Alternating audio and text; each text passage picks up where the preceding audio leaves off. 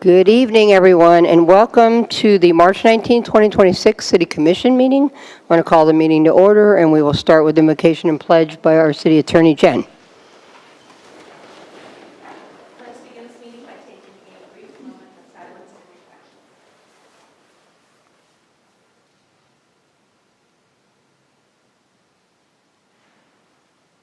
Amen. I pledge allegiance to the flag of the United States of America and to the republic for which it stands, one nation, under God, indivisible, with liberty and justice for all. Okay, well, our first order of business is we're going to give an excused absence to our vice mayor who had surgery this morning. He's doing very well. I just spoke with him, a little bit loopy, but doing really well. And he did say he's going to watch at least until Mayor Rector comes up and gives the trophy to Dunedin for us winning the Mayor's Challenge. So there we go. So can I have a motion to excuse Vice Mayor? So moved. Second. Okay. All in favor? Aye. Aye. Aye. Aye. Motion passed unanimously. No discussion. Yeah, no discussion, but we certainly wish the Vice Mayor well, and we always miss him, so. Okay, so our first point of order is the 2026 Mayor's Challenge presentation. So I would ask Mayor Bruce Rector of City of Clearwater in his Toronto Blue Jays jersey to come forward.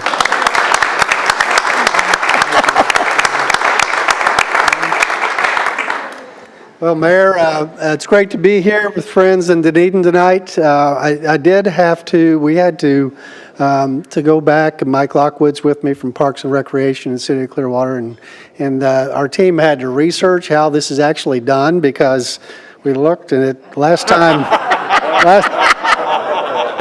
the last time the Blue Jays won was 2015. But this is such a great tradition, and it's a great tradition because of the love both of our communities have for baseball, Major League Baseball. And I think it's fitting that the 50th year of the Blue Jays here in Dunedin, that although I would love to have kept it in my office for another year, I think it's fitting that we do bring it back to you in this very special year for the city of Dunedin. And I'm going to come down in a minute, but before I do, let's kind of relive the moment there at the game because it didn't start out good. I'm trying to remember. I think it was 2-0 favor of Phillies, and then I think we went ahead 3-2. And of course, every time they went ahead, Mayor Rector would look over at me and as if here we go again, And then I think you guys went ahead 5-3. Maybe it was 5-2, and then of course, 7-5, if I recall, 7-5. So, but anyway. For the record, Mayor, I was standing next to Phillies owner John Middleton when everything fell apart. Yeah.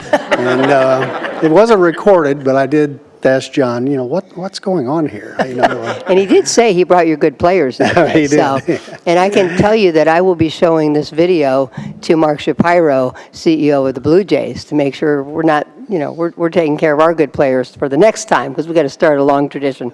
But anyway, before I come down, I do want to say really appreciate that you were there. And of course, some others from Clearwater were there, which was awesome. It is a great partnership. We both know how valuable spring training is to our region, how much money it brings into our region, and how the jobs it supports. So it is a great it's a great partnership. I'll come down now for the official picture. Very good. Yeah.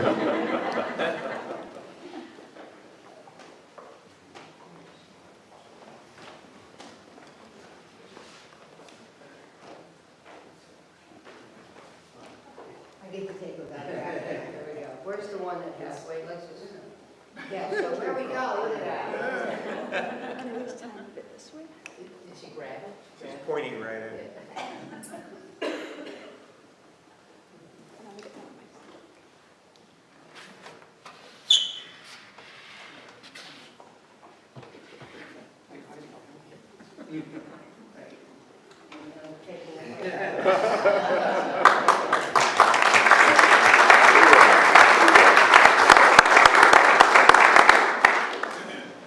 Right up there. Yes. Put it right here for you. Look.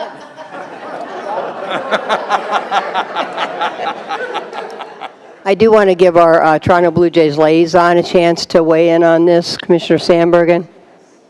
You know, that was quite a game, and Mayor, I did think that was a little unfair when you brought the owner of the Phillies. It wasn't like you just brought a fan, so yeah. But I think Rick Dunedin's going to go on a run. What would you say, like 10 years almost? So I hate to say it, but that thing's not going back to downtown Clearwater for a while. And welcome to Dunedin, and thank you. You know, the partnership, the Phillies, Blue Jays, you know, the fans, when Philly's here in town, you know, our restaurants in downtown are full, and I'm sure we do the same for you. So, yeah, thank you for that competition. And anyone else over here? Commissioner Gao, Commissioner DeGard. I'd just like the mayor of Clearwater to know he's welcome here anytime he wants to come. I do have to say, last year when I went, because we did lose last year, I went and you had I don't remember what it was, you had a huge controversial issue going on. The chamber was packed, and I think I was just a distraction. You had bigger fish to fry that night, so, but anyway. And thank you to Tony and Mike for all the things that you guys do. We really appreciate it. Thank you. So, okay, thank you. And of course, if you want to stay, you can, Mayor, but I have a feeling you won't want to. Thank you very much. I think he needs to get out of that jersey. Yeah. Does say Rector on the back as he leaves. There you go, see? Yeah. Well, I guess we had some spectators just for that. I love it. So. That is nice. Thanks for coming, Father Bob. He gave the blessing to the. All right, we're going to move to Paint Dunedin Purple Day for Alzheimer's, March 28, 2026. Commissioner DeGard, I'll turn it over to you. Thank you, Mayor. I think we have a few people in the gallery that are representing, at least they're in purple, so please come on down. Is Lynn Christina here? Is that? Yes, come on down, all of you. Oh, this is awesome. I was thinking of you today when I was putting this together. Nice crew, very nice. That is impressive. Great crowd. Whereas nearly 7 million people, Americans, are currently living with the Alzheimer's disease, the most common form of dementia. And this number is projected to double by 2050. And whereas in Florida, approximately 850,000 residents ages 65 and older are living with Alzheimer's or related dementia. And whereas in Pinellas County, an estimated 12% of the senior population aged 65 and over, amounting to about 30,400 individuals, have Alzheimer's disease. And whereas over 11 million Americans provide unpaid care for individuals with Alzheimer's and other dementias, demonstrating extraordinary dedication and compassion. And whereas the Alzheimer's Association is the largest nonprofit funder of Alzheimer's research, with $360 million committed to more than 1,000 global research projects advancing treatment, prevention, and future cure.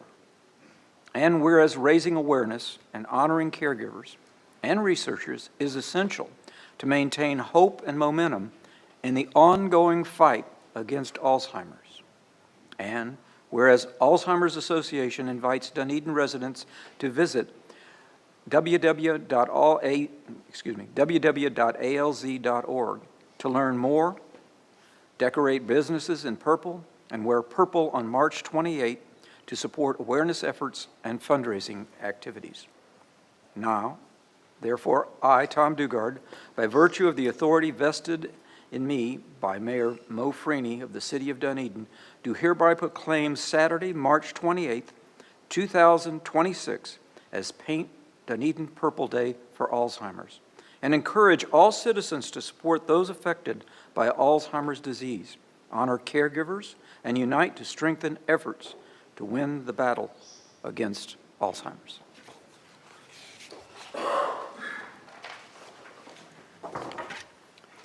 I'll bring this to you now, and you can say a few words.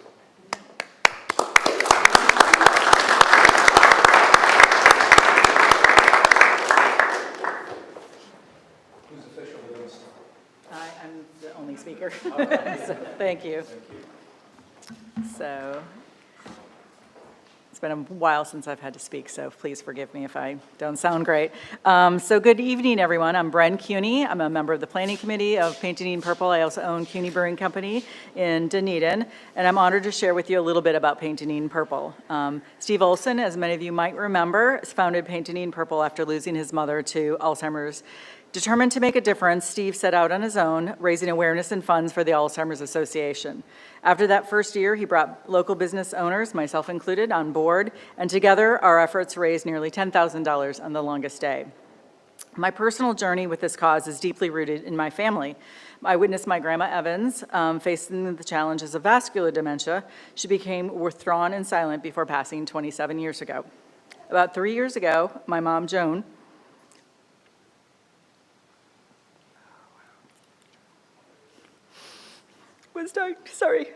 Okay. was diagnosed with Alzheimer's. Watching her navigate each day, losing a little bit more of herself, is heartbreaking. She no longer recognizes her husband of 60 years. So, more recently, my husband's uncle, Jim, received his diagnosis about a year ago. He went from being the life of the party to someone who's dependent on his family for basic tasks. It reminds me of how relentless and far-reaching these diseases can be. Their struggles fuel my commitment to this movement and my hope for a future without Alzheimer's.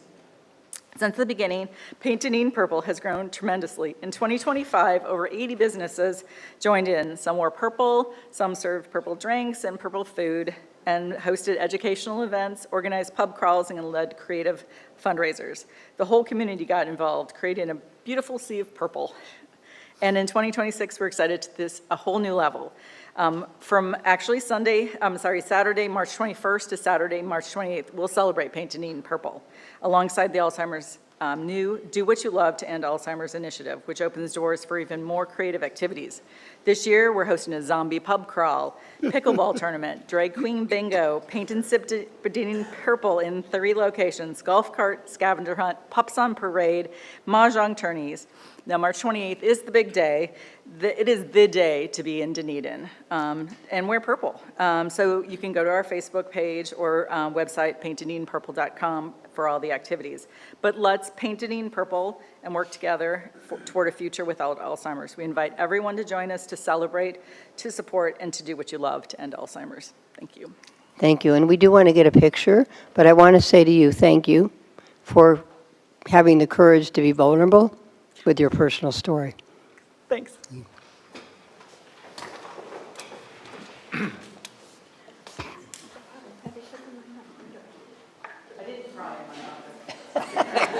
Hey, that's hard. I would have been bawling, trust me.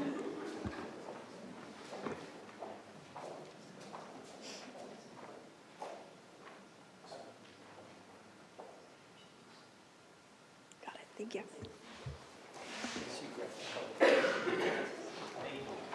Thank you all.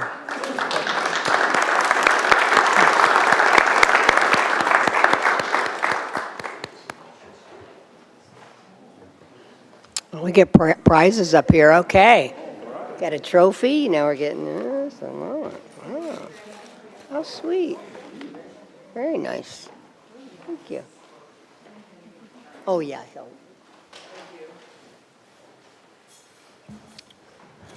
Thank you very much.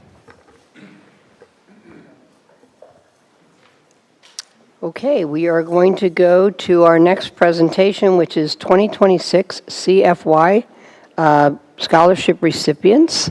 And I'm going to ask Kevin Dunbar to come up here and kind of walk us through this. And we had it on our agenda. I know you don't go by Clearwater for Youth now. You go CFY because it's countywide. CFY Pinellas, yes. Right, but of course we had a very nice event at the TD Ballpark, 2 weeks ago or something, where March 5th. March 5th, where a lot of scholarships were given out. And so, Kevin, you take it and kind of explain what all you do and who we're honoring tonight. Right. Thanks, Mayor. First of all, Kevin Dunbar, I'm the Executive Director of CFY Pinellas, and clearly I got the memo on the right shirt, right shirt color to wear today. Right, that's right. So I did get a kick out of walking in with Mayor Rector, so so it made it fun. First of all, thank you all for coming out to be part of our Breakfast at the Ballpark series. The reason it's a series is because our program has expanded so much. When I was here last year, we talked about we gave out 39 post-secondary scholarships. This year's 57, so which has required us to be in multiple venues in order to support the young children. But a little bit about what we're doing as part of our Richard O. Jacobson education program, where this year 57 scholarships in 3 different programs we made available to students throughout Pinellas County, and had 527 students apply. And as I said, we awarded 57. So the children that you got to experience were the top 10%. But the programs are what we call our ROJ traditional program, where we give out 15 $10,000 scholarships. We also gave out an additional 11 $5,000 scholarships. Beyond that, we have a partnership with St. Petersburg College, and we provided 18 opportunities to 18 students to get their associate's degree with all tuition, fees, and books covered by CFY through our grant program. And our newest endeavor, which is the one that we're probably most proud of, is our vocational and trade scholarship program. It is sponsored by Duke Energy. And with that program, if a child goes to a vocational trade school, it's a $3,500 scholarship. However, if they go to Pinellas Technical College, after any financial aid, we cover 100% of all their expenses. So that's going to be not only their tuition, but that's their tools, that's their uniforms. We're setting a child up for success. So we are extremely grateful to our sponsors who stand behind this, but incredibly grateful to you all for being here. With me tonight is Eric Harris, who's our program manager. Many of you have met Eric over the years, or many of you also know his dad, former County Commissioner Calvin Harris. Oh, yeah. So we have a lot I of just deep saw roots. Calvin. We and I have a guess lot it of was at deep the roots in breakfast. the He's great. community. With this program, Eric's primary role is he's working with the administrators of the school. We are not looking to necessarily provide the valedictorian their 8th or 10th scholarship. We're looking to find the child that this is going to be meaningful and impactful for. Eric is working with the administration of the school. You may have saw we had 37 different administrators over the 2 programs attend the breakfast to see really the benefits of those labors and that work. Out of the 57, 1/2 of the students first won their family to go post-secondary. So, so we really believe the program's working. We're here today to celebrate our Dunedin High School lads. We have 2 of them. One could not be here, but mom and dad have been here to join us. I mean, obviously we're spring break, so we're gonna have the challenges. But Logan, where are you hiding? Logan McLemore is he's got a pretty exceptional story. He will be going to P-Tech. Logan wants to be a plumber. And so CFY is going to make sure that Logan's able to live his dream. You know, a lot of our bread and butter with CFY has been based around athletics. And my guy here is no different. You know, 4 years baseball, pitcher of the year on the team, and the voice of the dugout, even though he's been pretty quiet when I've been around him.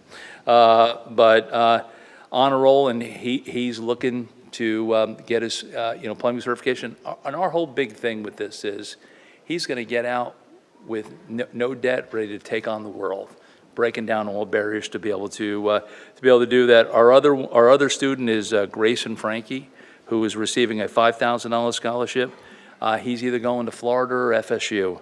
Again, another baseball player and a golf athlete, and mom and dad are here today. They're in the back representing him. So we're just excited about the fact that we have this opportunity to provide these. I would tell you this last little anecdotal story, and you heard me mention it when you were at the breakfast. We've kind of made a big deal out of the fact that somebody from our board goes out, and we're there and surprise the students at school to notify them that they've received this opportunity. In 45 years, many of you know my background, 45 years in public service. In those 45 years, nothing's been more impactful than seeing the look on their faces and seeing their reactions or seeing their families' reactions.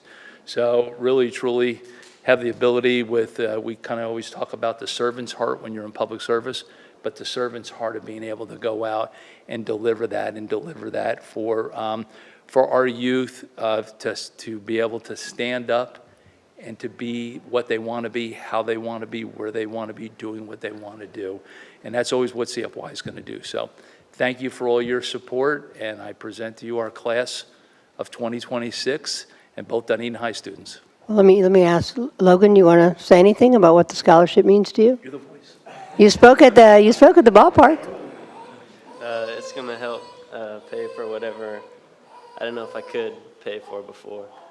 So it'll help form a career for me. Thank you. Yeah, thank you. And so maybe for pictures, we can get Grayson's parents up, and I know that your parents are here because the whole family's here. And of course, Paula and Joe have worked with us for a lot of years in Dunedin. So anyway, maybe we can do a picture with the parents, both sets of parents.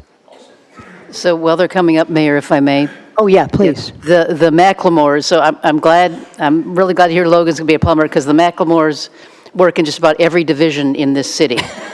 So we're already extending the application for you when you're done, okay? Just go to Human Resources. You might see your mom there, but Yeah, I need a plumber. Okay, let's do this. So if you could line up here, yeah. Brooke will tell you. Right side, you're too tall. Oh, no, now you're too tall for me.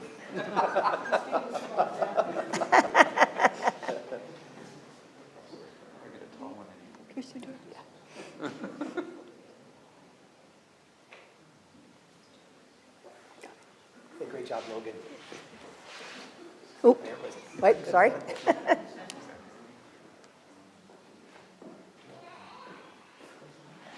good job, man. It's been a pleasure getting to know you. Thank you. So, big congratulations to Grayson and Logan. We're really proud of it, both of you, and the parents. You know, it's a long journey through parenthood, right? And you all have to be very proud of your kids. So thank you, and obviously Kevin and Eric, thanks for all you guys are doing. And I love your dad. Just saying. Take care. and we'll see the Macklemores tomorrow first thing. Thank you so much. Okay. Yeah, you had a long talk with Logan there at the ball field, didn't you? That's a fine young man. I got to That's know him great. at the Dunedin High School baseball game, and he sat at my table during That's that meeting. awesome. Yeah, fine Yeah. young kid. That's great. That's great. Okay, so we're going to move on to the 60th anniversary recognition of Dunedin High School boys basketball team state championship, which I guess was in 1966. Okay, Eric Houghton is going to give us a little bit of walk through memory lane because we know how important our history is to us. I'm glad I wore blue. All right, everyone. Something rare, something unique happened in Dunedin in 1966, 60 years ago. So tonight I'd like to take you back to that time. Dunedin High School was only 5 years old at that time, founded in 1961. So it's been 65 years since we've had a Dunedin High School and a Falcons team of all sports. So in the fall of 1965, right before 66, I was a junior. I was 15 years old, almost 16. I tried out for the basketball team, and I didn't make the varsity, but they stuck me on the junior varsity. They were all sophomores except me, the one junior.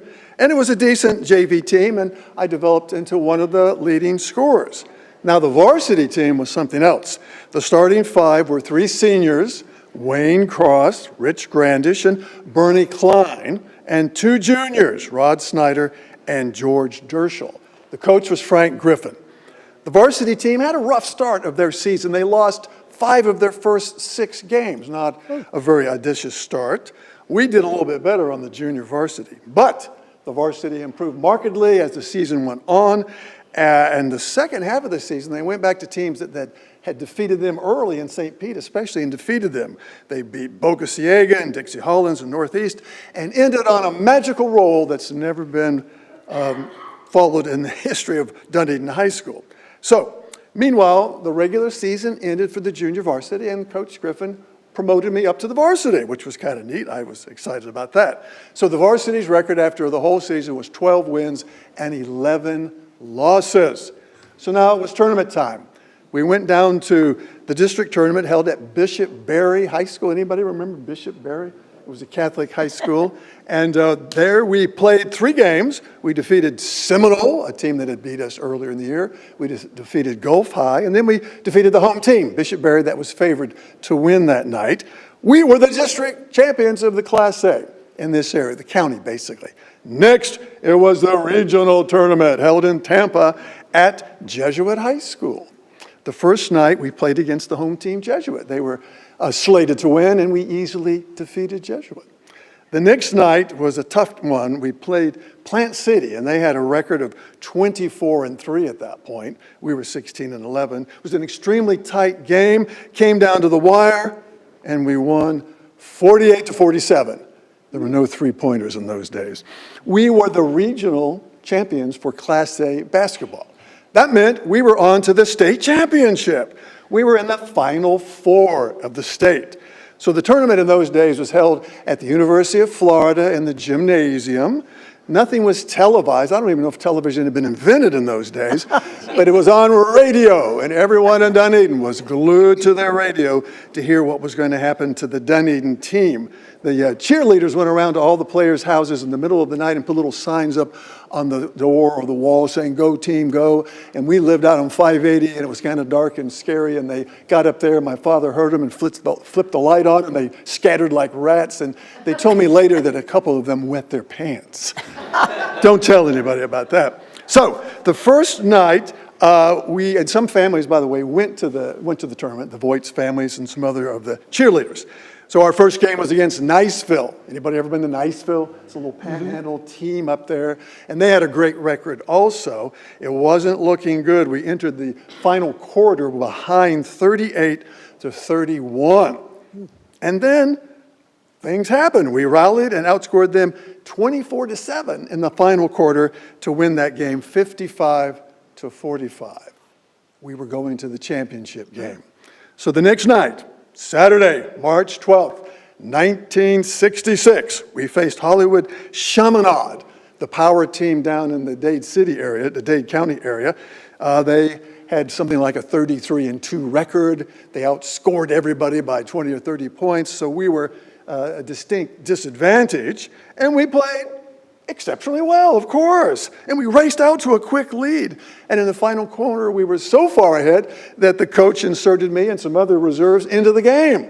So as soon as I got the ball, I heaved it up, and it went in. Incredible. My next shot clanged off, but my third shot went in again. So I scored a big 4 points in the championship game, and we won 61-42, 19-point rate. So we secured the school's first, and as it has turned out, only state basketball championship. It was pandemonium. I don't really remember what happened. It was joyful. It was crazy. And of course, we came back to Dunedin as heroes. And that was 60 years and 8 days ago. Anybody alive? Probably not, except me. You alive? Okay, there's some old people here. That's 21,923 days ago that we won that championship, something that's never been replicated since. We exuberantly celebrated here in Dunedin. The governor, Hayden Burns, came the next week to the high school, presented the trophy to the principal, Mr. Danford. The city commission got excited, and they called us in, all of the team members, and you gave us keys to the city. Do you still do that? I've got my key to the city right here. Oh, that's pretty impressive. Will that Terry. meet the, well, I don't need anything if I have this, right? No, So it was it's awesome. really a lovely thing. There was They're a little bigger parades. now, Eric. They are a We'll little take bigger. another one if you got one. Yeah. Many years later, we were inducted as a team into the Dunedin High School's Hall of Fame, and we got T-shirts. Rod Snyder, one of the better players, made up these T-shirts. I haven't washed it since I got it. It says, what does it say? I can't read it. Dunedin High Falcons basketball champions, 1966 state champions. And then I like the thing on the back. See what it says? The older we get, the better we are. The better we were. Better we. So it was really an exuberant, extraordinary time in Dunedin. It was a thrill of a lifetime for me and all the players. And since that time, at least 4 members of that team are deceased. 3 of the starters are Wayne Cross, Rich Grandish, Rod Snyder. One of the reserves, Phil Rogers, who became our class president the next year. They have passed on. But we do have George Dershel here tonight. George, where are you? I'm alive. Oh, he's alive. Hey, all right. He's alive. Come on up, George. George was the point guard of our team. He was the Robert Redford of Dunedin High School. Oh, come on, man. He married his sweetheart. Oh, that I did. Yeah. Best thing I ever did in my life. All right. So, Me, anyway. and Bernie was going to be Bernie Klein. I don't think he made it. He was our center. He lives in Seminole, so he probably got lost coming to Dunedin. I'll tell you what, we use the initials all the time. He was a character. He was a character, wasn't it? So anyway, it was a magical moment for all of us who were there, especially us, George. And it's never been replicated, so we wanted to honor it after 60 years. Thank you. We're going to get a picture. We got to get a picture. You continue to make us proud. Oh, look, oh yeah, that's good. That's awesome. Wow. The athletic director is here. All right. George, So we're going to do it this way. And for those who can't see it on camera, Chris Settle, assistant principal at Dunedin High School, just brought the banner from back in 1966.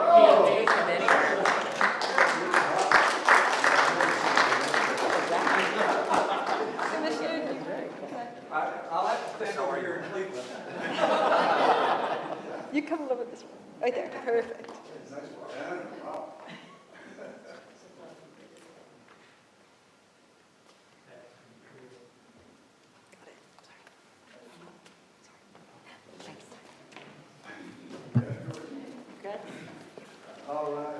Awesome.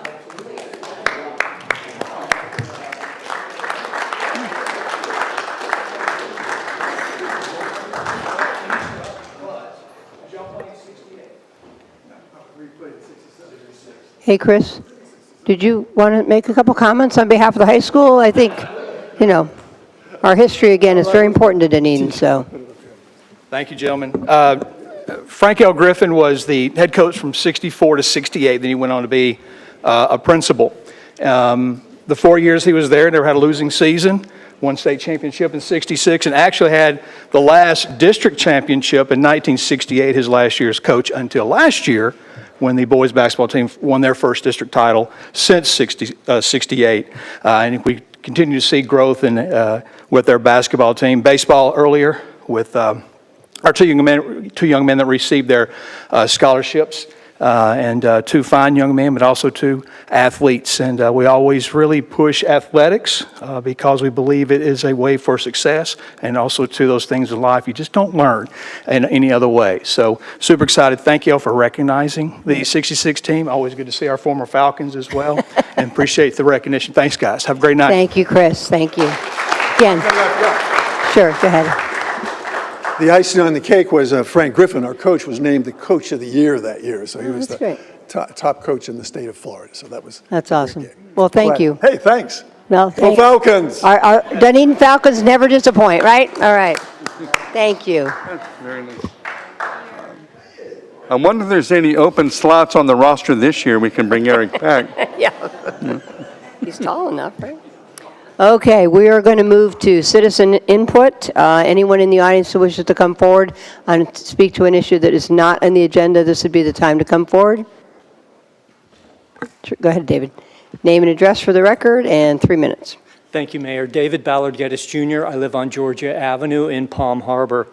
Under the public health provision of the Florida State statutes, Statute 381.0065, almost 30 years ago makes reference to a waterless incinerating toilet as a water conservation measure.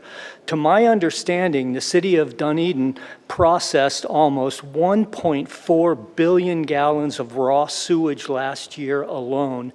And until just recently, throughout the course of most of my lifetime, the city has been pumping that treated sewage out into the intercoastal waterway behind Caladesi Island. The city has been pulling the water out of the ground, running the water through our household plumbing, treating it, and then pumping the wastewater into the estuary, polluting St. Joseph's Sound. Instead of disposing of our water properly, the city has been doing as it pleases, ultimately in pursuit of aggregating the water supply to the point of manifesting a water crisis, legislatively hoping to capitalize on a water crisis that was deliberate in the making. Instead of conserving water based on the 14th Amendment, legislation has been promoting the wasteful, improper use of water, developing HOA, deed-restricted neighborhoods to promote legislative insolence through lawn irrigation, encouraging pesticides and carcinogenic fertilizers that leach down into the groundwater supply, ultimately to affect our health. Recently, legislation has begun to inject reclaimed water down into the aquifer. Political lack of sanity seems to be running rampant in this nation. We need to correct this immediately. Our essential water pipes in Pinellas County are frequently upwards of 80 years old, as is our decrepit water sewer systems. Yet we seem to have the money to desecrate the Middle East and destroy the state of Palestine, while our resources here at home and our infrastructure here are slowly being crippled. The county has money for the onset of roundabouts and its designing of its surveillance corridors based on the falsehoods of the Patriot Act and the timely construction of overpasses on US 19, which remain in a constant state of perfidy and disrepair. Throughout my lifetime, US 19 has been a source of financial bleed. Abraham Lincoln, in his Gettysburg Address, states that the world will little note nor long remember what we say here, but it can never forget what they did here. Thank you. Thank you, David. And just for the record, Dunedin treats its water long before it ever goes out into the Sound by all regulations and rules. So, okay. Anyone else in the audience that wishes to come forward and speak on an issue that's not on the agenda? Dale. It's me again.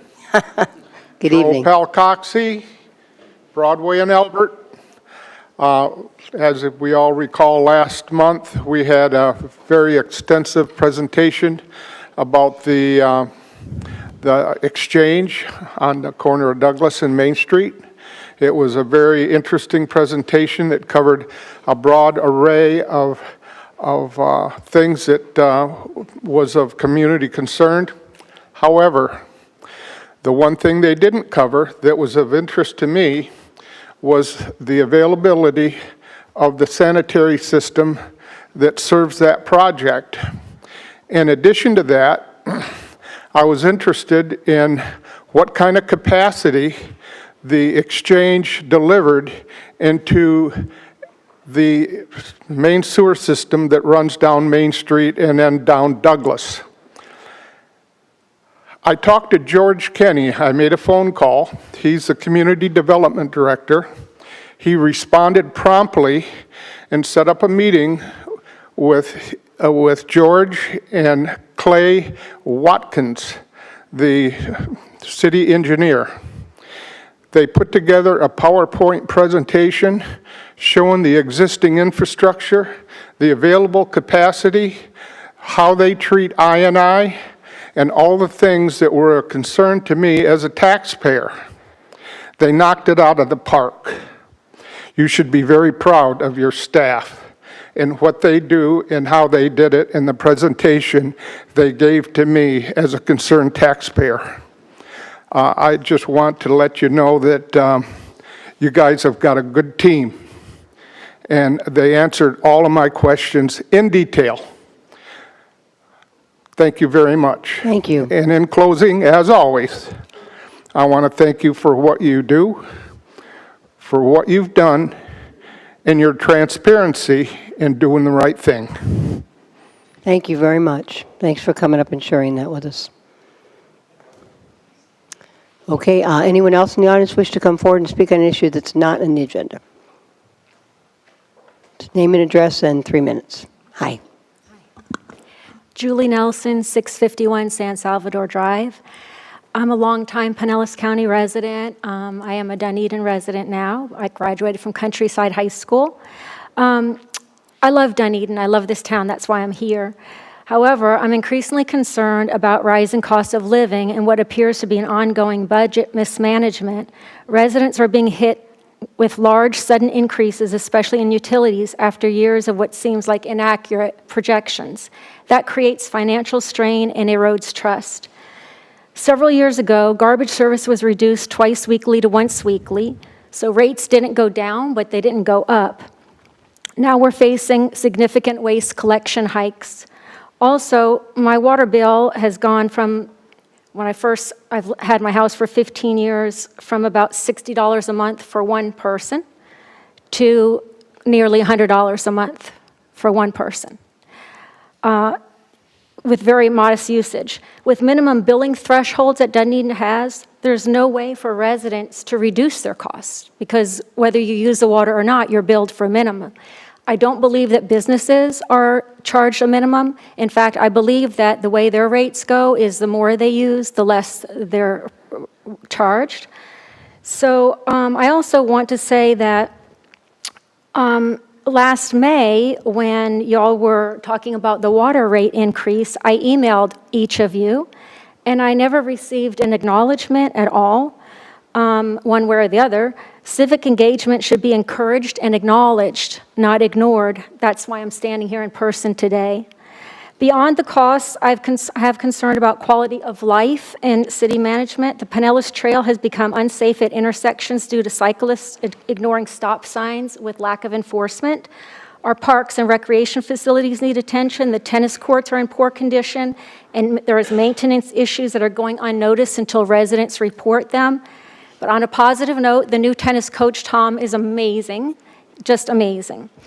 On development projects like Main Street Exchange, they raise serious concerns about traffic, parking, and overdevelopment. I know there's a parking garage, but using that parking garage that's off-site to cart their, the cars back and forth on Douglas, which is a main busy place for people to walk and stroll and, anyway, very busy place. That's a terrible idea. And how many parking spots are really being gained for public use when the ones at the Ocean Optics, when you take those away, the ones that already exist, how many are we really gaining from that parking lot? So there's a lot of things that need to be considered, but it was also said that that was approved because of revitalization. I don't think Dunedin needs revitalization. It's a pretty vital place, but it does need thoughtful, scaled growth that prioritizes residents. Thank you. We appreciate your input. Thank you very much. Is there anyone else in the audience that wishes to come forward and speak on an issue? Okay. Jennifer, could you clarify commercial water rates? The comment that got made was for individual water rates that actually... No minimum on commercial? Yeah, you want to come up, Clay?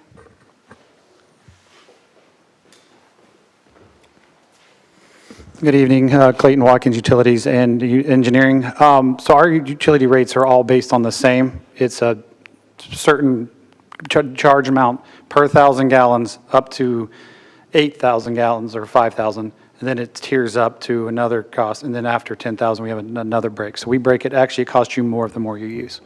That's for commercial and That's residential? for everybody. Same rate for everybody. And the more you use, the more it costs? The more you use, the more it costs. Right, because we want people to conserve. Correct. Okay. Thank you. I just wanted to I didn't want that kind of hanging out there. Okay. We're going to go ahead and move on. Again, seeing no one else, we'll close citizen input. And I'm going to go to consent agenda. So, a non-consent agenda, we have approval of the minutes for 2/3/2026 workshop. We have board and committee appointments for Art and Culture Advisory Committee, Library Advisory Committee, and Local Planning Agency. We also have a supplement, approve the shortlist negotiation award of FFQ 25-2528, Dunedin Marina Design and Permitting of Docks A and B Replacement to Kimberly Horn and Associates, Inc. of St. Petersburg, Florida, in the amount of $355,757. 2D supplement, award of contract broker of record for the city's property casualty insurance program to Risk Strategies, formerly the Gearing Group. And is there anything that anyone wants pulled? Okay, seeing no one, then for the whole consent agenda, can I get a motion? So moved. Second. Okay, good. Okay. Okay. Would anyone like to speak on any of the consent agenda items in the public? Seeing no one coming forward, I'll close public input. All in favor? Aye. Aye. Any opposed? Motion passed unanimously. Okay, consent agenda is approved. Okay, we're going to go to our action items. First reading of ordinance 25-02, amending Chapter 111 of the Land Development Code, Historic Preservation. Staff is requesting an ordinance 25-02 be continued to the April 16, 2026 regularly scheduled 6 p.m. City Commission meeting being held at Dunedin City Hall in Commission Chambers. Can I have a motion to that regard? So moved. Second. Okay. All in favor of the postponement, sorry. Aye. Aye. Aye, motion passed unanimously. Okay, 3B, second reading of solid waste ordinance 25-01, amending section 66-101 of chapter 66 of the Code of Ordinances. Jen, could you please read ordinance 26-01 by title only? Ordinance 26-01, an ordinance of the City of Dunedin, Florida, amending the Code of Ordinances for the City of Dunedin to increase collection rates for solid waste services, providing for publication, providing for severability, and providing for an effective date. That was ordinance 26-01, read by title only. Okay, can I get a motion? So moved. Second. Okay, staff presentation. I've got Sue and Bill. Good evening. Sue Bartlett, Public Works Director. Bill also Pickram, Solid Waste Superintendent, Solid Waste and Recycling Superintendent. And we also have Terry Boveri on Zoom with Raftalis, who did the study for us. This item is here for the second reading. The first workshop that we had was December 2nd. Prior to that, we had gone to the Board of Finance on October 15th and November 19th to present them information and receive their feedback. And their letter of support and endorsing the recommendations is included in the agenda item packet from November 20th, 2025. And then, as I mentioned, December 2nd was the first workshop where we went into detail with Raftalis, bringing the information and digging into all the different factors that went into calculating the rate and factoring that in.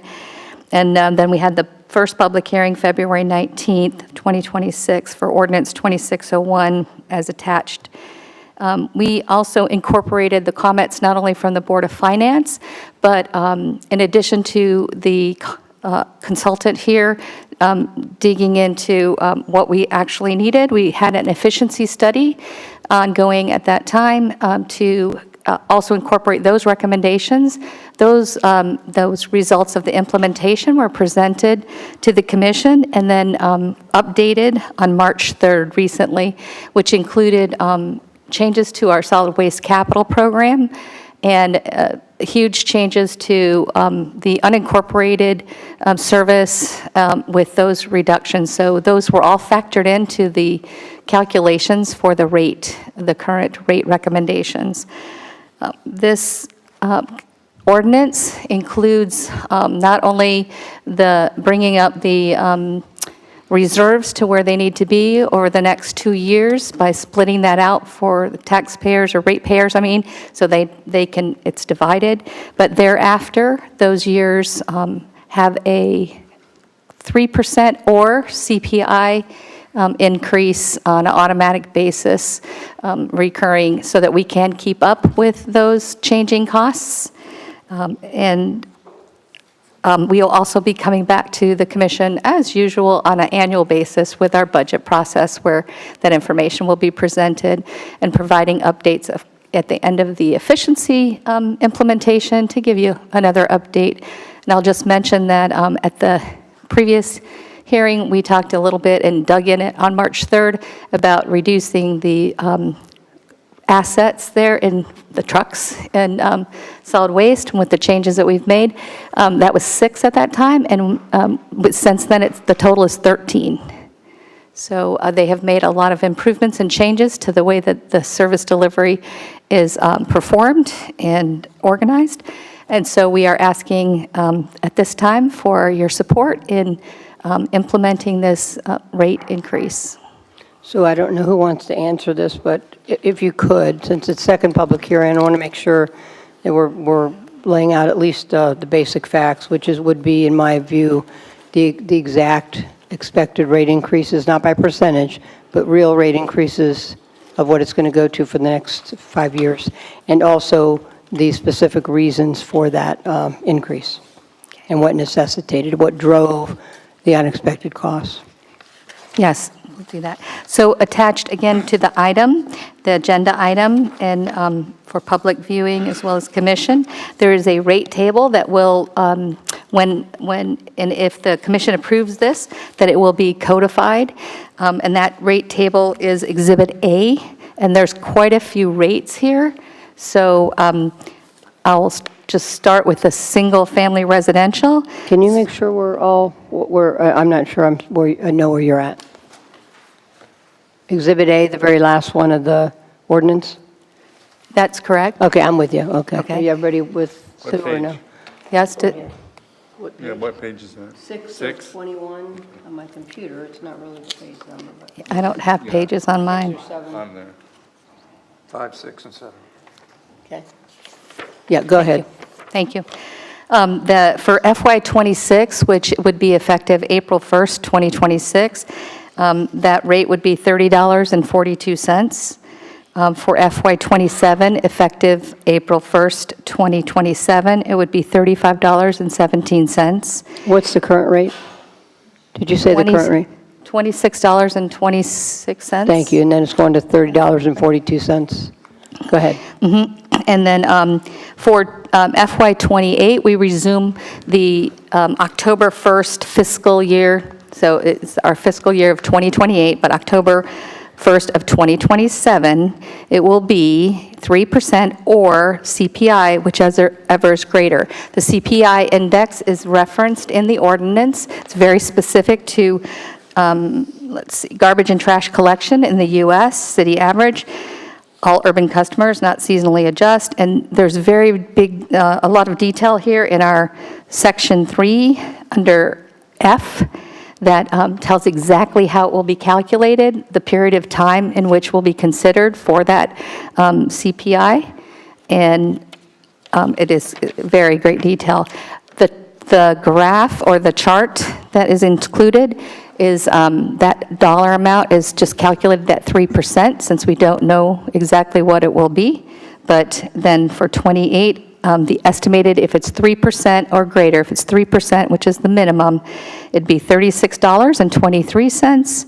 For FY29, which is effective October 1st, 2028, it'd be $37.32. For FY2030, effective October 1st, 2029, the beginning of our fiscal year, be $38.43. And then for a summary,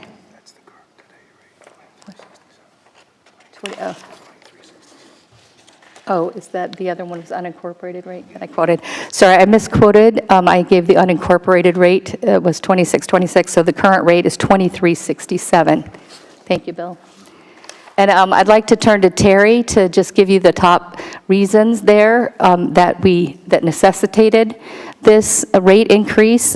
Terry, thank you for attending tonight. He's on spring break with his children, so we appreciate his attendance.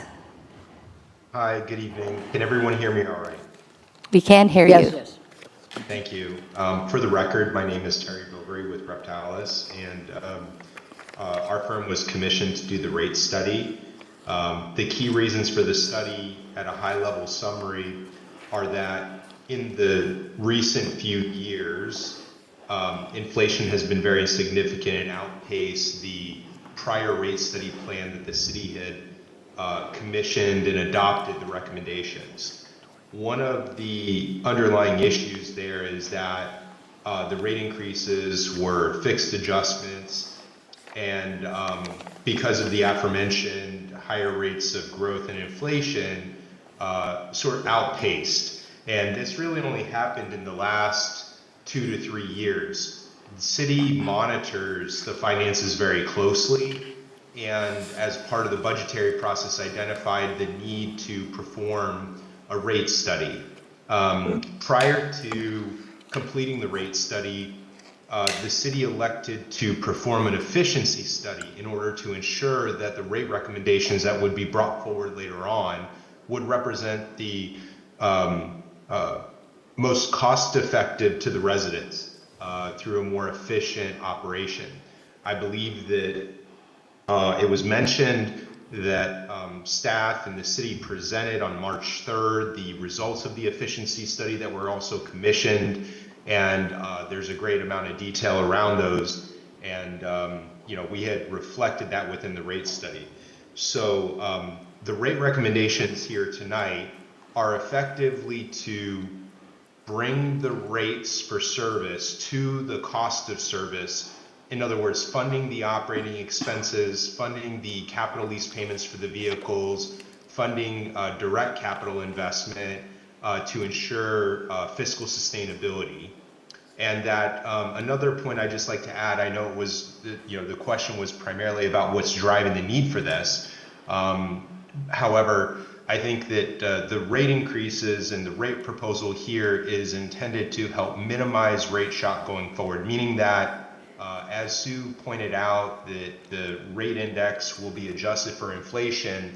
This was a recommendation of the Board of Finance when we had gone before them to present this study, and we concur, Reptalis concurs with the findings of the Board of Finance, and that the idea is that once we implement these rate adjustments, that the hope is that it should better align with actual cost increases to the operation, so that we don't find ourselves in the position where inflation has really outpaced the rate study. Thank you, Terry. Also, Mayor, if I may, the city manager asked me to also address the question from the previous meeting that we had on non-recurring costs. And answering that question, that was one of the slides that was asked about. And the non-recurring costs during, this is just how it's coded in that budget slide, were for consultant services, which included that year, again, non-recurring, Reptalis, and then the efficiency study consultant, and our consultant services from our support person that helped us implement the efficiency. So in that particular line item, and those costs are directly identified, any year that we don't have recurring cost, they would show up in that line. Okay. Okay, questions for staff? I'll start over here with, well, maybe it's time for me to start over here. Commissioner Gao. Yeah, actually, Mayor, I don't really have any, I have comments, but no questions. Okay, Commissioner DeGard? As we look at the cost increases we experienced, did we do any analysis in the interim between the last adjustment to our rates and where we are today? Were there any considerations of what's going on? In other words, we went 5 years without looking at this. Was there any consideration of looking at it before then? So yes, actually, we did look at that, and that's why the ordinance is structured the way it is before you now. Similarly to what we did with stormwater, where we said we'd take a look in 3 years, the city managers asked us to make sure to come back, and we're looking at it, finance looking at it every year, and similar, again, Raftellus did our stormwater study and several others here, but they are providing us, the city of Dunedin, with the model so that we can actually enter in those different changes as every year annually when we're looking at what's ahead and what's happened. So we'll have a pulse there and report back to the Board of Finance. That's why Les Tyler, the finance director, is that connection to make sure to look at that. And then we will review again in all of these areas in 3 years to, yes, Jennifer's going to go ahead. Go ahead. Mayor, may I? Sure, go ahead. So to Commissioner Dugard's question, and we did talk about this during our one-on-one agenda briefing as well, is that during that 5-year period, did we look at the utility and ascertain whether or not we needed to bring the rate study back earlier in order to lessen the increases? And actually, it was toward the outlying end of those 2 years, I think year 4, that tipping fees were more than we thought that they would be, more than we had forecasted, and more than the county had advised us they would be. And so that's what really drove us to go to Raftellus to start the rate study. That said, it was a very dynamic time period in this country's history in terms of coming out of COVID, inflation, interest rates, the cost of supply, the cost of labor, and all of those things increased much more than we had anticipated that they would, and outpaced what we had forecasted. And I don't know, I hope we get out of that cycle. I'm not sure if we ever will. So we are committing to the commission with all of these rate studies that we will come back to you in 3 years. We'll keep an eye on year to year as well, if there are any surprises, but come back to you in 3 years to put before you anything that has changed in the forecast from this second reading of this ordinance until that period of time. And if there is, then we would have to move forward with adjustments. Raftellus has provided us with the model that we can do this analysis for the funds, the enterprise funds that they've analyzed and made recommendations on. So we will be able to do that as staff. If we get to a point where we believe, where we're seeing, what's going on in the financial markets, labor supply, those types of things, then we maybe even need to bring it back earlier. But traditionally, in government, in my experience, these rate studies have occurred every 5 years. It's just been the standard every 5 years. But we're not in that standard anymore. And I know a lot of governments now are, and Les can attest to this, bringing back their rate studies in a 2 or 3 year period, as opposed to 5. As both a representative of the city and also a consumer, I'm seeing this on both ends. We haven't really seen a rate schedule that has been normal this year. Everything is extraordinary and it's high. And to the manager's point, we've seen it also in other utilities around us. It's not anything that's unique to just us. I think that being said, and with your comments, that we need to make sure that there's better alarm bells, that we don't find ourselves 5 years from now. Are we doing questions, though? Sorry. Yeah, thank you. I didn't want to linger into too many comments. Is that true? Yeah. Is that? Well, there's a question coming right at the very end. Okay. I was trying to wait for it, but, So how are you going to make sure we get warned? We are going to, this is just part of our process. It's set up annually to take a look at it. We also, the way that this is structured, again, to balance out the first 2 years, and then the third year, we will actually be trying that CPI to see if it's actually going to keep up with inflation. While we were doing the efficiency study and, we delayed this actual rate study in order to implement that. And so, of course, inflation continued on, and but they did incorporate all that right up to the last minute because we wanted to stabilize and make sure that we're sustainable, and then we also have all these efficiencies taking place, and that's going to keep ongoing. You're going to hear more and more about that in addition to the rate study, so that's how we're going to have our warnings. Thank you, Sue, and I promise you I won't say much in comments. Mayor, may I elaborate on that efficiency study just a little bit? Sure. In terms of this utility, solid waste, and when Sue had mentioned that we delayed the rate study, we, I believe, squeezed every little bit that we had out of solid waste as far as that efficiency study goes. As you know, we contracted the routes out of unincorporated because not only was that not making money, but it was costing us. So that was not efficient.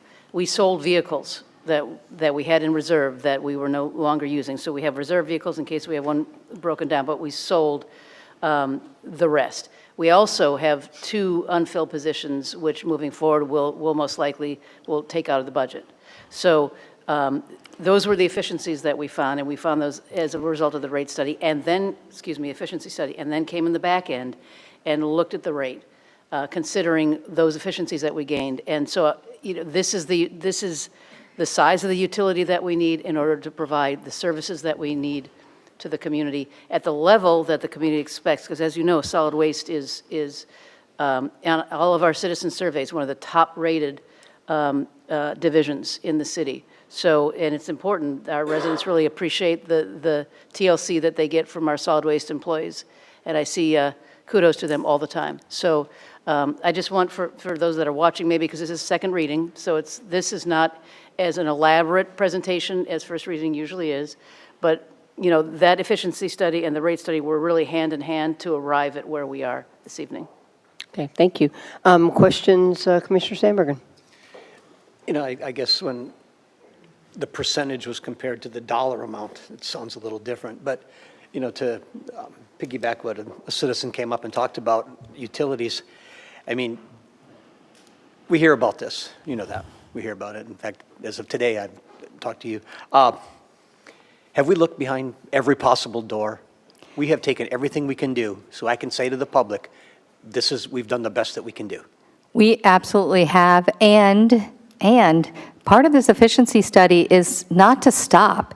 It's taking more ideas and continuing to keep up and current with what's happening in the world that we can use. But really, the meat of it is getting ideas from employees where we can actually just carve off 5 minutes, carve off another 5, and that results in recurring savings. And so it's not done. It's some of the things we mentioned, like the vehicles, that'll be a one-time savings. It does impact other areas, which will save also solid waste, like maintenance on those vehicles, PMs. So, fleet is impacted. That's a cumulative effect. But then there's the recurring savings that will continue to occur and that we will continue to find. I mean, it's really no secret that I just cannot get comfortable with our recycling program. Are there any other options for this city going forward for, we've talked about it, the guy that's got, a milk carton and an orange juice carton at the bottom of that giant blue can. To me, it's unfair that citizen has to pay the same as somebody that has it overflowing. Are there any alternative options out there? There are, and I scrutinize those and look at them in different types of programs where maybe an incentive program where a variable rate based on what you generate per household. Our program is a hybrid of that. Okay. To where we have a minimum, and our minimum is a rolling cart for the trash at a 90-gallon, and the same over on the blue cart side. But where the heavy generators, they get a 50% discount if they need that second cart for the second cart. Those are some of the programs. And the other part is in those variable rates, perhaps you're seeing in the industry as a pay-as-you-throw program, which gets considered out there. I look at a lot of it. Where is it being performed at? What are the typical other parts of the waste stream that apply to those areas that are having success with them? Do they have the same growing seasons? What we're faced with on our side, in our program, keep in mind, you have 3 to 4 different vehicles that go by your home each collection day. Yeah. One of them is for the recycling cart, one's for the trash, household trash, and you have up to 1 or 2 on the yard waste. This time of year, growing season, it's out there. And so we have the claw truck in support. The labor intensiveness in our growing seasons is year-round, but more heavily now. And are those programs there? And what are the tools that we're offering our residents to help them divert waste? I think someday we might be able to get to it because we're once a week all in on the same day, but what are the tools we're doing with our residents? And our our environmental specialist team right now are working on composting programs. They're working on those programs to where can we bring those citywide to give people ways to produce less waste without abusing the blue cart or perhaps illegal dumping, which is not, I don't see that with our program. We're very well structured to where we do have a pretty robust program of what we collect each week outside the barrel when it comes to 2 pieces of bulk, up to a certain amount of yard waste. Right. I mean, I hear those 3 trucks go by, and it's, you can almost set your clock by them. I'm just wondering if there's, just anything, as long as I know you guys have looked behind door number 2 and door number 3 to. And we'll continue to. I mean, and that is really the key. Yeah. We'll continue to look because as Bill was mentioning, they're looking now at which of the programs, whether it's recycling at curbside, composting, we have several pilot programs to see what will they cost, do they really save, and is it better for the environment? Which program is the best bang for the buck? So that's some of the ongoing work that I was mentioning that will continue to go on. And we hear our citizens. We do hear them. We are working on as many of these solutions as we can at a time. Again, limited amount of staff, but we haven't forgotten. We are listening and we are continuing. And as Jennifer mentioned, it's one of the top-rated divisions. They really do an outstanding job. They're not going to stop that. They're going to continue to do that and apply, again, some of these new technologies in different ways. So, I think it says a lot when citizens contact. I mean, and I'm sure to my left too. Contacting me with an idea how to save money, and that means a lot coming from the citizens. But they're the ones that are footing the bill, whether it be their water, their trash, or whatever. So.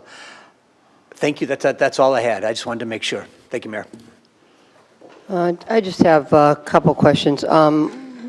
Just kind of reiterate, so waste and recycling CPI over the period of time that we're talking about, was it 30%? Is that what it was? 30%? Terry, is that accurate? Over what period of time again? Over when we did the study. Over the same period of time we're talking about. Yeah. For the 5 years before we reevaluated. Oh, yes, that is correct. 30% since 2020, to be specific. That's included in our presentation on slide 8 from the first reading.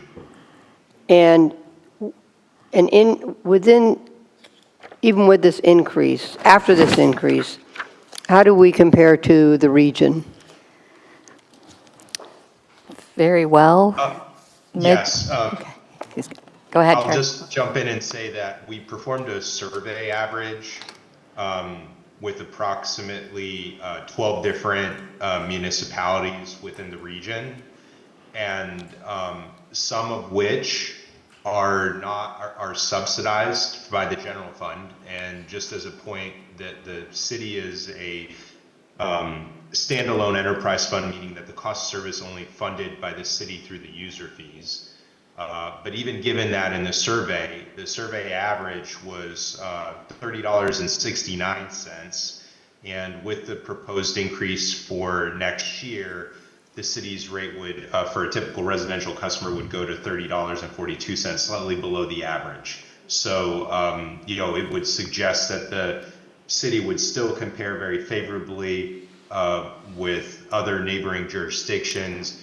And also to note that, we are comparing the city's proposed rates to the comparable peers' current rates, and that they likely too would have inflation and cost adjustments over time. Okay, that's all the questions I have. So I'm going to, if there's no other questions from the commission, I'm going to go ahead and turn to public input. Is there anyone in the audience who wishes to come forward and speak on this issue? Name and address and 3 minutes. Julie Nelson, 651 San Salvador Drive. Again, I'm very concerned about the budgeting miscalculations that have led to this recently approved waste collection rate increase. Waste collection has been sold as a 28% rate hike, but the figures that were provided in the newspaper article that I read, when you compare the current rate up to what it's going to be, it effectively turned out to be like a 62% increase. And that's not a modest adjustment. I don't really understand, maybe I don't understand local government, but I don't understand, like, don't you have budget people, financial people, that is their role for the city?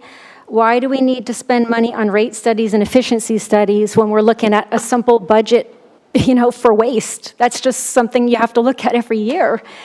I'm also concerned about the costs, how they're being distributed, again, about commercial versus residential rates. I didn't get a chance to ask, my question when you asked him about the commercial rates, but in the paper, it said that commercial rates for waste are being adjusted the same as residential rates, and I wonder why that is. Why are commercial rates not higher?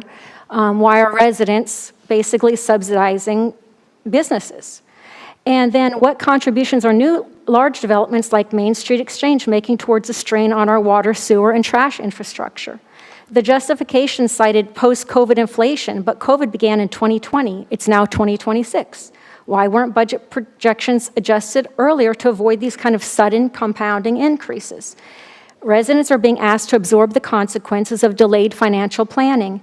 And like other rising expenses in our lives, these are not optional costs. We can cut back in many areas, but we can't live without water, sewer, and trash services. To put this in perspective, water rates were sold as 15% increase, but with additional annual increases, they are much higher than that, over 25%. Waste collection sold as 28% increase, effectively 62%. That's a combined increase of 86% in essential services in a very short time. This is especially difficult for seniors on fixed incomes and for singles who are bearing these costs alone. This level of increase reflects a deeper issue with long-term planning and financial management. My question is similar to y'all's, is how will the city improve its budgeting process to prevent this from happening? And what steps are being taken to ensure that residents are not disproportionately burdened moving forward? And I would like to clarify whether on the water, whether commercial businesses have a minimum water amount, because years ago when I called the city about my high water bill, that's what was explained to me over the phone by the water department. So if that has changed over the years, I was not aware of that, but I was told that it was at different rates, and I would like that clarified, and whether there's a minimum on commercial as there is on residential. Thank you. Thank you. We'll answer questions at the end of everybody's comments. Okay, come on, David. Name and address for the record in 3 minutes. Thank you again, Mayor. David Ballard Geddes Jr. I live on Georgia Avenue in Palm Harbor. With the rising costs of door-to-door garbage pickup, would it be wise to table a conversation regarding neighborhood recycling bins where we consolidate our garbage to include, like I had said earlier, the waterless incinerating, toilet program where if we're picking up after our animals, in such a way, after our dogs when we are out walking, our human waste would also be packaged in such similar manner. The neighborhood recycling bins would serve a practical purpose and a cost-effective purpose for having them strategically located, throughout the neighborhood, throughout the town, where we can dispose of, our waste products. We're already slowly starting to realize that recycling is a critical concern. Plastics go in one bin, and to include our waste products now. In the future, as the water crisis increases and society trends start to change, that might be something practical. It would help save money. I feel as though we have enough energy to go to the grocery store. You have enough energy to go to the neighborhood recycling bin and recycle divide your garbage up, and make practical use of how we throw away our byproducts. Thank you. Thank you, David. Anyone else in the audience wish to come forward and speak on this issue? Name and address for the record in 3 minutes. Hi. Hi there. How are you doing? Good. How's everybody else? Good. Jim Calger, 2092 Valley Drive, Dunedin. Mr. Bovary made a comment that they did a comparison with other municipalities. I'm kind of curious as to, are those municipalities, do they have the same population, same amount of businesses? And how was that comparison conducted? That's my only question. Thanks. Thank you. Okay, anyone else in the audience wish to come forward and speak on this issue? Okay, seeing no one. Let's go ahead. I think I understand the question, but at the heart of it, I think with water rates or trash rates, are residents subsidizing businesses, or is there some advantage in some way? Can we ask that for water first, and then I guess trash?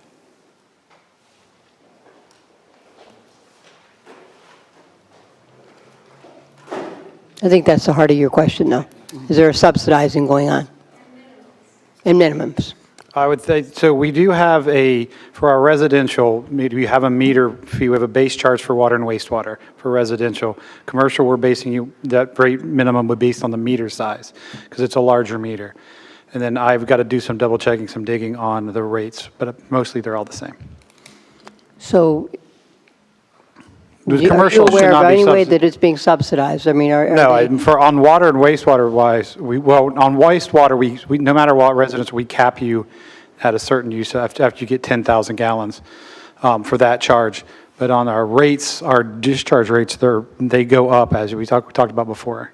Yes, and then on a commercial, you're billed by your meter size, so there's a rate that goes through that. But so in a sense, that becomes the minimum. Correct. Like everybody's still being charged. We're not subsidizing commercial over residential. Okay. And then we residents. can look further into that. Okay. It's not a problem. Yeah, I mean, maybe you want to clarify that. And then Yeah, I need get to back the double check some resident. more with utility billing Julie in the morning. Nelson is her name. Yeah, and actually, what I'd love to do is much in the Dale model of a question, is to sit down with Ms. Nelson and go over how it is we do the rate studies and how it is the methodology and how we arrive at what the rate will be, how we vet what the rate is and make recommendations to the City Commission. And I think it might help clear up some of the questions that she has. So, I'll give you my card. I'd love to sit down and talk with you. Okay, I think that would be very helpful. Yeah. Great. Okay. Second question was, does it make any sense, or would it be advisable to try to do neighborhood recycling centers versus what we're doing now? We currently have 2 in the city, one right next door to our yard on Lake Haven Road and one up at the park off of Michigan Boulevard. And there happens to be a county drop-off site, which is on our border on Curlew Road. So you speak to those residents, have 3 options to self-haul recyclables to any one of those recycling sites. To go a little bit more than that, I'm not a big fan of. They tend to perhaps become dumping grounds, and those are the fallout of it. But I understand the principle of the idea is that if we can offset some of the costs of going house to house for recycling, which in my opinion works for our program. It's a staple of our program. It's allowed us to go to the 1, 1, and 1. But there are 3 nearby. And then there's also the county runs their program on every other Saturday, and that's right off at 19 to bring the electronics and the the chemicals and such like that. We try and pump out as much information as we can to allow people those options to be able to help with the waste stream. Again, we're going to continue to look at ideas and different ways to do things. One thing to consider, it's not always sounds so simple when you start talking about it, but then you start looking for a place to put it, and not in my neighborhood, not in my yard, not next to me. Also, we're very limited on any extra land here in Dunedin, and so again, I'm not trying to say these are reasons, these are realities that we'd have to look at, and we're going to look at different ways that we can be creative and be efficient. Mayor, may I? Sure, go ahead. Oh, he's back. He's Oh, back. he's back. Clayton Watkins Utilities Engineering. Quick correction on what I said earlier. We do not cap wastewater charges on commercial. We only cap it on residential. So if they use over the 10,000 cap, they would still be charged per gallon, per 1,000 gallons. Okay. And so, but you'll have this meeting, so that'll help. Yeah. Yes, absolutely. And one thing I just want to add about the neighborhood recycling centers, that we really do take, you know, and I've said it so many times, that our analysis starts with a citizen survey. And we always have to think about the consequences of the decisions that the 5 of you make up here. And if it is to stand up a neighborhood recycling center in order to save money, what's the consequence of that? I think you're going to hear from as many residents saying, I don't want to do that, I'm not going to do that, I don't have time, we're not going to recycle anymore. You know, so there's an impact. It's like, you know, you throw a stone in a lake and there's all sorts of, you know, rings around that, all sorts of consequences outside where the stone landed. So we had to take that into consideration. It would be a red flag if I was hearing from the citizens that solid waste was, they didn't like it, they didn't like the frequency, they didn't like it, and so on and so forth, but we're not hearing that. And so they like the program the way it is now, and that's how we presented the rate study. And I will say, I know, because for a lot of seniors, they just get to the point they can't take stuff to the to the existing neighborhood recyclings. They need it picked up door to door. They can't do it anymore. And we will pick it up at their doorstep, too. Yeah. Okay, let's go to the last question, which was, and I guess, Terry, this is probably you. How was the comparison done among other cities in the region? Same size? Were they like? How was it done? And what did you look at? Yes, Mayor. When we did the comparison, we looked regionally. We weren't specifically looking at population because that isn't a very good metric for the city's solid waste enterprise fund here, and I can explain why. However, I do want to say that several of the cities were comparable in size that we were benchmarking to in terms of population. The first point I'd make as to why it's not that relevant for a comparison is that the city doesn't own any disposal facilities, and it's the disposal facilities that have economies of scale with the operation.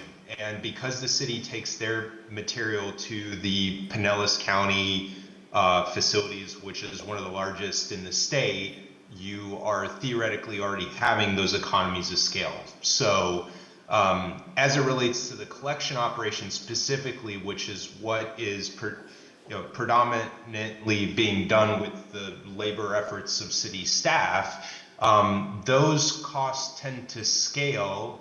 The capital efficiency use is scaling with the vehicles, meaning that, a vehicle might be able to serve, 800 homes in a day.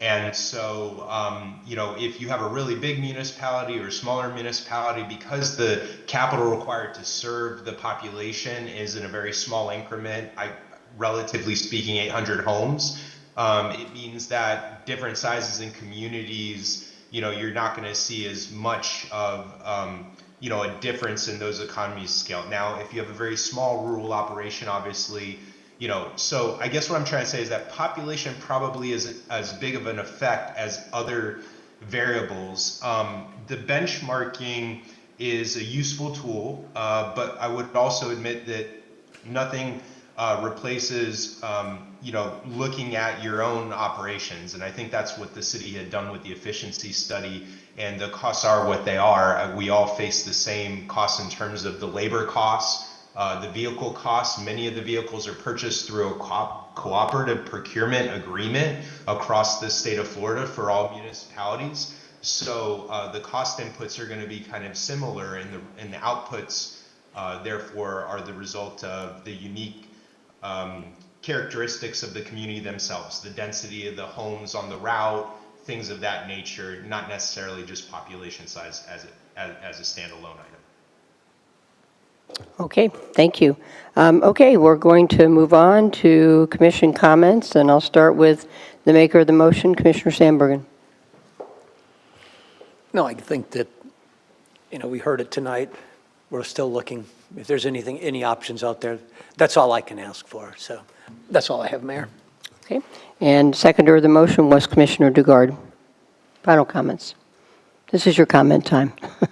I think I've used up most of my comment time, particularly on this issue, but I do feel that we may be setting ourselves up again.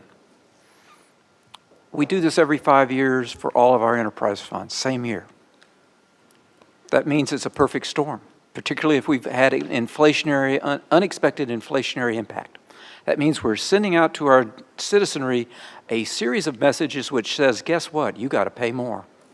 And I think we're set up for it again because we're using the 5-year benchmark. I think that's obsolete. I think you may want to answer that if you wish, but We're going to 3. We're coming back in 3. I heard we were going to have a 5-year with a 3-year check. Is this a 5-year rate? This is not set up as a 5-year rate. It's set up to go to the CPI and continue to recur every year thereafter unless we come and change it. So the check-in When is it coming forward here again? that 3 years. We will bring this back to you in 3 years. And what we'll bring back to you is that nothing has changed since you adopted it 3 years ago. And we're on the right path for what we requested for all of you, or tipping fees have increased again more than we thought, and we need to address this and amend the ordinance. I'm very grateful for that, and thank you for correcting me. The thing I kept seeing was a 5-year schedule, and everything was in a 5-year sequence. And that's what made me believe that what you were doing was just bringing back a report in 3 and a full recommendation for new rates in 5. But that's not the case. That's correct. Okay. Then I can be supportive of this. Thank you, Mayor. Okay, I'll go to Commissioner Gal. Final comments? I was waiting for Tom to go, oh, never mind. I worked for City of Clearwater Solid Waste up until I got on the dais here. And at that time, they were talking about the tipping fees at the county. And what was on the horizon, a great concern.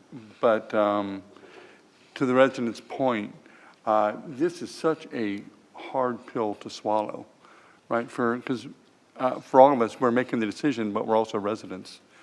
And so we will be bearing as much pain as anybody else. And for the record, we're all not independently wealthy. So it's a tremendous hit. But if you look back at what the city, county, state, the nation, the world has gone through in the last 5 years, post-pandemic, and the conversations about inflation, and the constant talk about inflation coming down, and it really didn't. And so when are decisions made? And certainly if you make them too early, now we're just raising prices when, right, and so we're really in a catch-22 situation. Unfortunately, with this, we did wait a little long, but between tipping fees, inflation costs, labor costs, and that's not just us, it's not just our solid waste, that is everywhere. And so we're just part of that. It's just hard to swallow when, with affordable housing prices, the market of houses, and just at what point is the city unaffordable? And it's not just for people wanting to move here, but the people that live here and can't afford to live here anymore. That's very important to me. It's personal to me.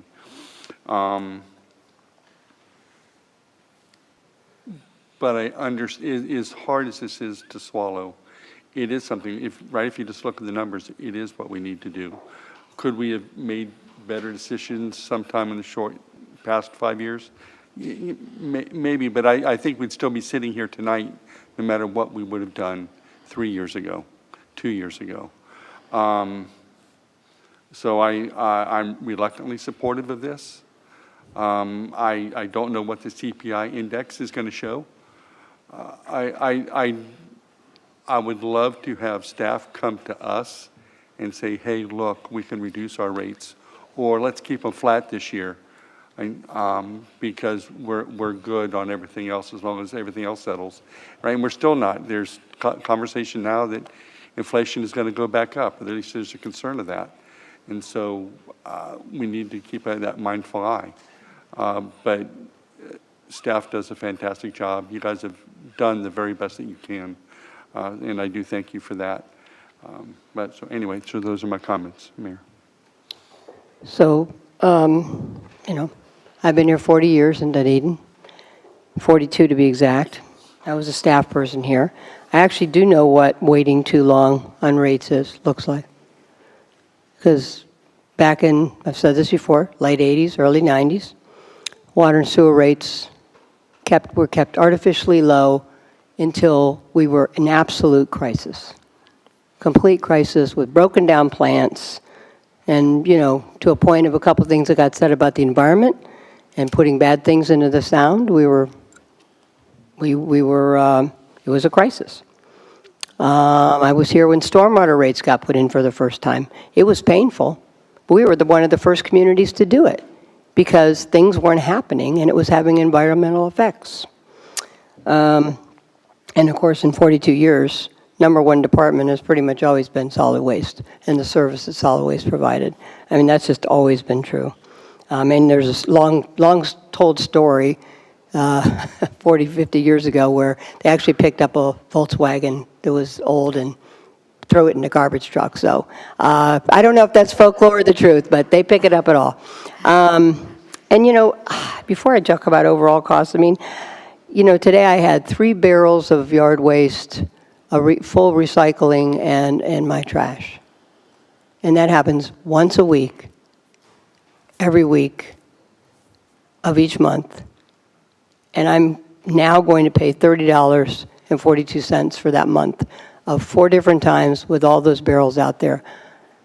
When I look at all the things that I buy, and I'm not minimizing it because I know it's tough, but it's still a good deal for something really important that you have to pay for. It's a must-do. Looking at the big picture, you know, since COVID, I mean, it's just happening nationally and internationally, the costs. Maintenance, labor, huge labor costs, increases in inflation, disposal costs, which are mandated by Pinellas County. I mean, we don't have an option there. And of course, they took a hit because they used to have the Duke Energy that kind of subsidized some of those costs. They don't have that anymore. So now all the communities around Pinellas County are getting hit with that. Steel went up 40%, which is our trucks. And the waste and recycling CPI up 30%. So and I don't say any of that to take it lightly. I really don't. I just say that it's hard up here sometimes. We don't want to raise the rates. It does affect all of us. But at the same point, we have to keep our enterprise funds sustainable and make sure we're getting the job done for the good of all, especially for our environment. Our finance board, which is made up of all citizens on that board, unanimously supported this. And trust me, they are not easy. And they feel we have to do it. And again, I go back to my monthly water, sewer, stormwater, trash, recycling bill is $135 a month. Again, when I look at some of the other bills, it's a lot. It's a lot. We get a lot for that price. But again, I get it with affordability because all costs, especially at the grocery store, are up. So, but again, we look at a lot of mandates in those areas of water, sewer, stormwater, and trash. And we got one that we're going to probably get hit with in wastewater, you know, if not next year, the year after, which is biosolids and how we have to deal with them. We agree with it environmentally, but it's going to add to our costs. So it's not easy being up here trying to figure out how to do that, and at the same time, caring deeply about the effect on our residents. And I do care deeply, and I know people are struggling. But I think, again, I think we just have to do this. And we just have to keep a close eye. And I think that's what staff is going to do. And we, every budget year, have to ask the right questions too. You know, if we see it going up, if we see the disposal fee at Pinellas County going up higher again, I think we jump on that, even if it's a year in.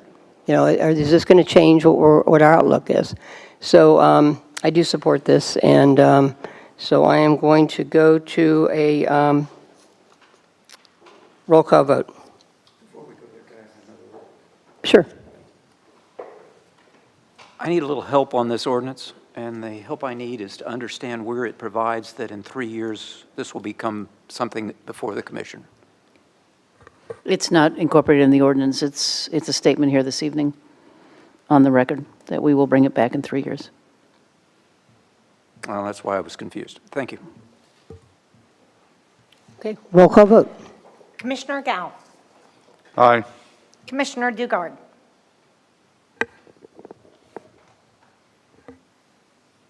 Aye. Commissioner Sandbergen. Aye. And Mayor Franey. Aye, and that motion passes unanimously. Thank you. Okay, do we want to take a short break? I think we need 10 minutes, 10-minute break.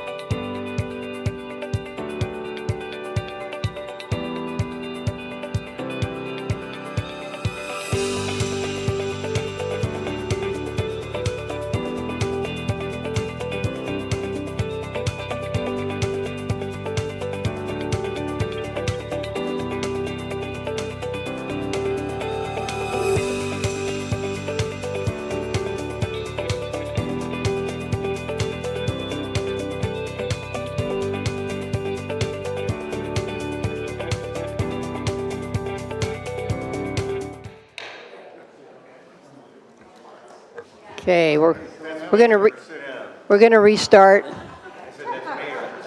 Really? That means you, Mr. Beatty. Or we might, Deputy Renee may have to remove you from the, no. Just Okay, our next one is 3C, Resolution 26-05, establishing the Golf Club Advisory Committee. Jen, could you please read Resolution 26-05 by title only? Resolution 26-05, a resolution of the City of Dunedin, Florida, establishing the Golf Club Advisory Committee, providing for duties, membership, and terms of office, providing for organizational structure, providing for reporting responsibility, providing for record keeping, providing appointment and removal, providing for a review by the City Commission to continue the committee's existence, and providing for an effective date hereof. That was Resolution 26-05, read by title only. Okay, I need a motion. Could I get a motion? So moved. Second. Okay. I'm going to go to staff presentation. Michelle/Jennifer is what I have. So who's going to do this? Is this a Happy fight? to introduce. Or maybe Heather, since Heather Drake is up here, sitting it now. And Heather, we're glad you're up here. Heather is in training, so she can sit there and Michelle can have a vacation, right? So, okay. All right, so who's starting? Well, thank you, Mayor. I'm going to turn it over to Jennifer for the fine tuning, but just this resolution, consensus direction was provided at the February 3rd, 2026 workshop to bring forward the finalized resolution for hopeful approval and possible next steps. Okay. You want to add anything to this? Sure, absolutely. Thank you, Mayor, Vice Mayor, and Commissioners. So this is modeled after the Marine Advisory Committee. Very similar business model in terms of slip renters, members of the club, enterprise fund, along with some other interests involved in that area, in the golf club area as well. So the members of the committee will be residents of the City of Dunedin. The committee is advisory to the City Commission and to the city manager and his or her staff, in this case, her staff. So, I stress and emphasize advisory to the City Commission. The operations of the club still lie in administration with Blair Klein as our general manager.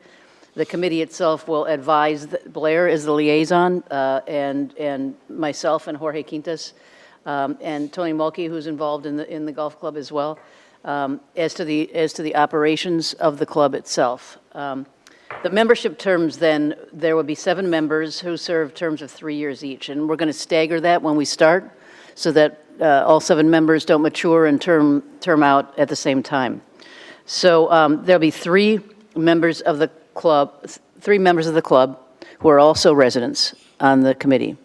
There will be 3 non-members of the club who are also residents on the committee, and 1 member of the Board of Finance. And I know Board of Finance met yesterday, and I think Les mentioned to them that we are looking for their nominee for the golf club moving forward. So, as I said, the appointment will be staggered. The terms will then be staggered. Not much more to report on that. We, Michelle and I have talked at length about this. We are going to put it out for 2 weeks, advertisements for applications. Take the two weeks, and Michelle, you want to talk a little bit about the process you and I talked about, because she's a subject matter expert on that. So our hope is to, if you were to pass that tonight, we would open the application window beginning March 23rd for a 2-week period through April 6th. Now, I cannot turn off applications being received, but that window would be what we were looking at for the initial appointments. And then our final vote, that would, to give you all some time, I would then, that 2-week period, forward on all received applications for that 2-week period to all of you, for you to make some selections, have all of that for your review. Then our hope would be to do the vote on May 21st for those initial appointments.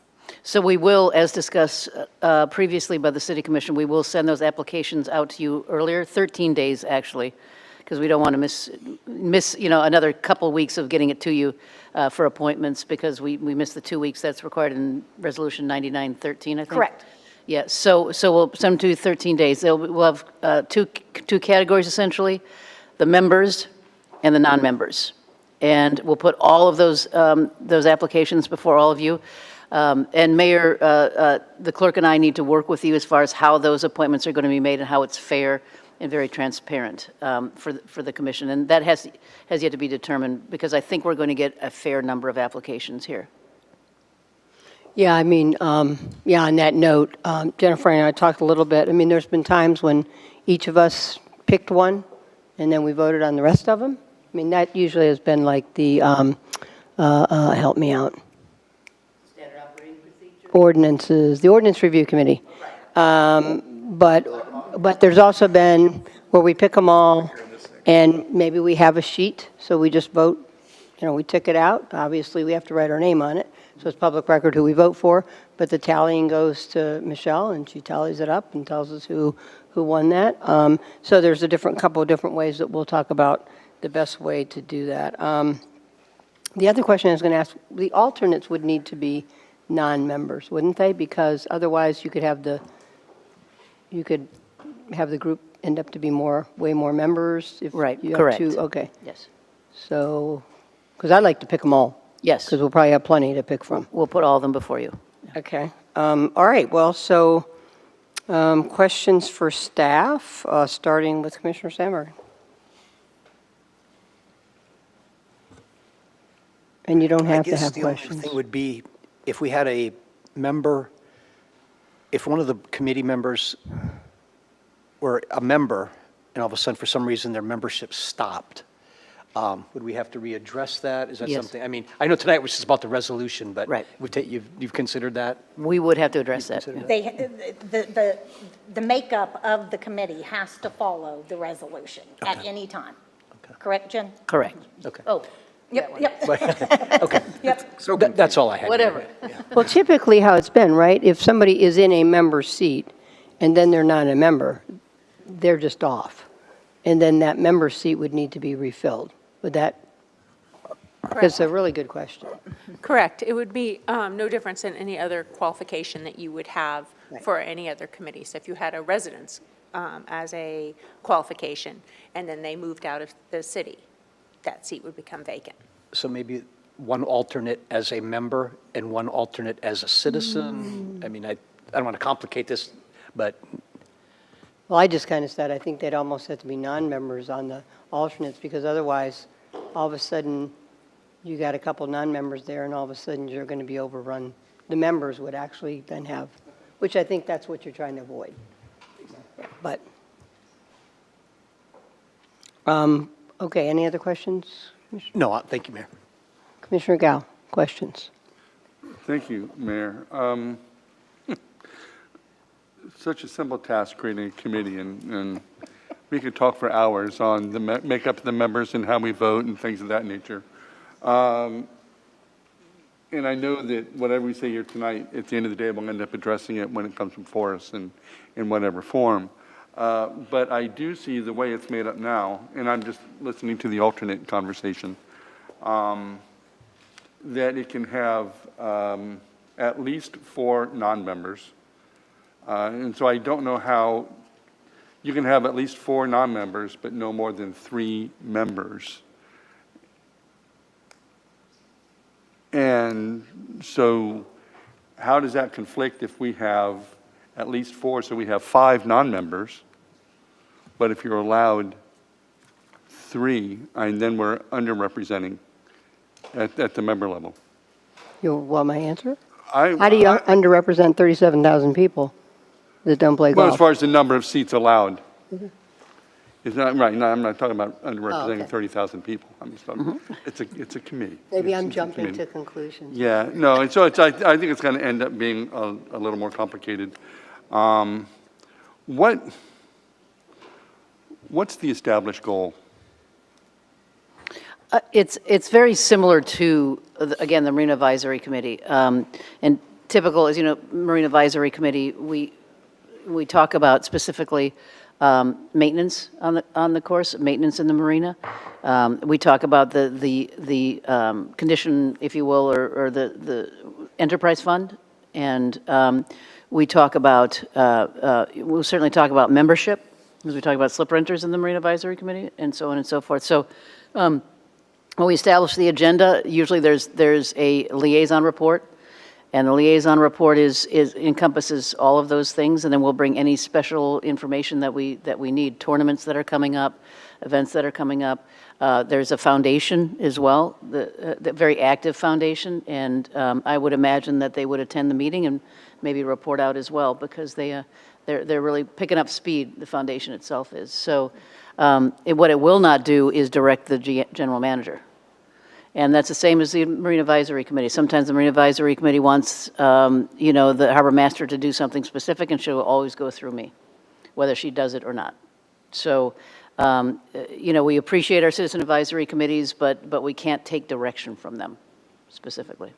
Thank you, because that was my concern, is that all of a sudden, Blair has 8 bosses, including you, and there's only so much one person can take, Blair.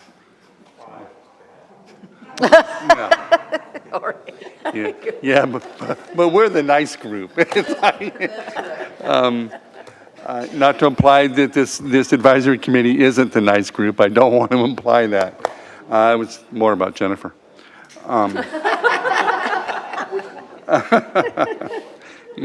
And that's my real concern, Mayor. So I'm nature. Oh, that's a great question. I think that Commissioner DeGard. Close to my colleague's question, what problems does this solve?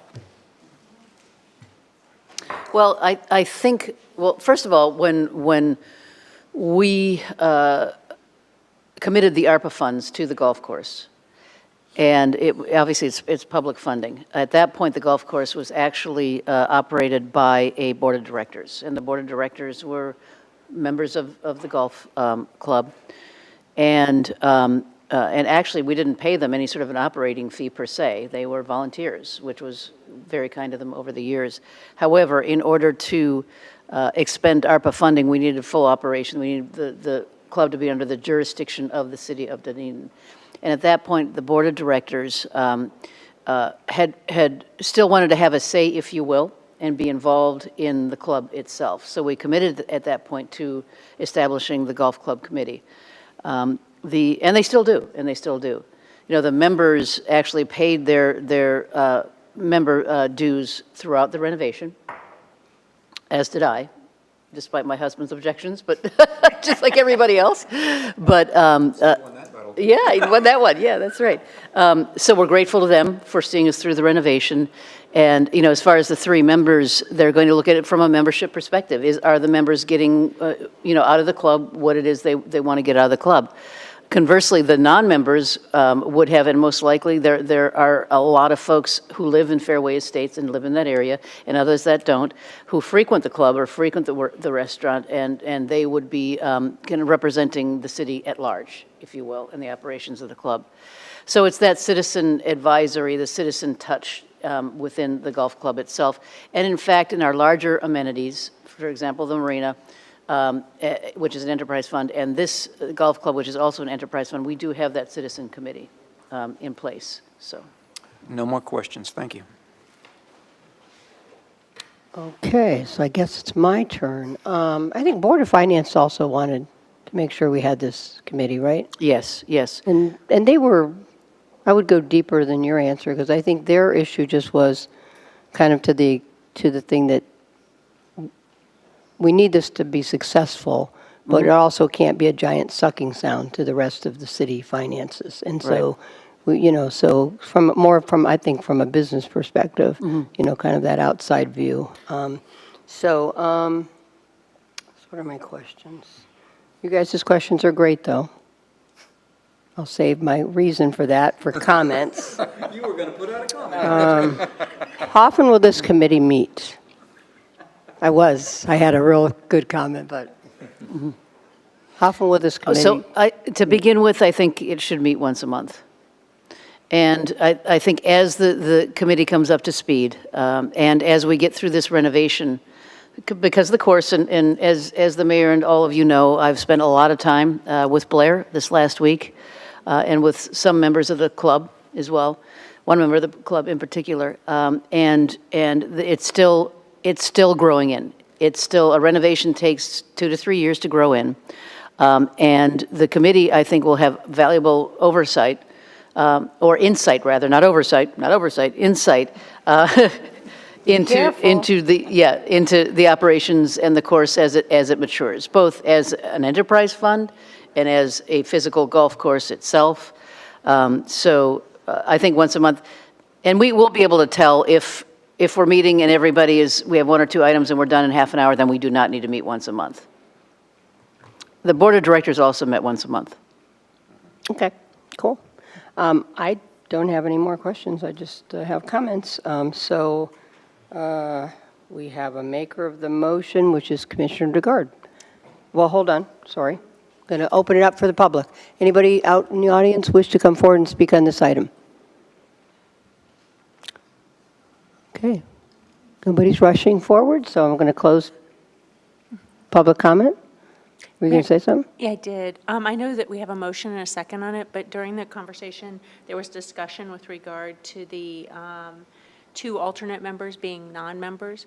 Do we just want to amend the motion so that we can add that information into the resolution going forward? Yeah. So that way it's clear. If everybody's agreeable to that. Agreeable? Okay, cool. So then in that case, so maker of the motion's agreeable to that, and you are the seconder. Yeah, I'll agree to that. Okay, all right. So final comments, I will turn to Commissioner DeGard. You know, you kind of get tired of saying that this particular or that particular entity is the jewel of the city. But we got a lot of jewels. We've got a great marina. We've got a beautiful island out there that everybody identifies greatly with Dunedin. We've just got a wonderful set of assets that are worthy of great protection, and I see this committee as being a part of that great protection. That being said, this cannot be seen as a members' representational body, and I think there's an attempt in its construction to make sure that it is not. It is a body that can be partly that, but if it starts representing the members as its first choice, it will be a train wreck, in my opinion. And that is because the city owns this. And we've owned it for a long time. Members had a shot at making sure it worked, and they didn't do that.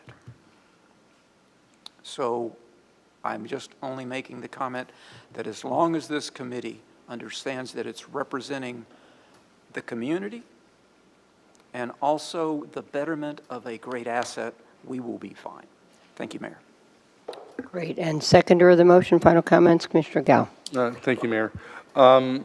You know, for every great asset we have in Dunedin, comes with it an advisory committee, and that is one of the really, really great things that makes Dunedin so unique.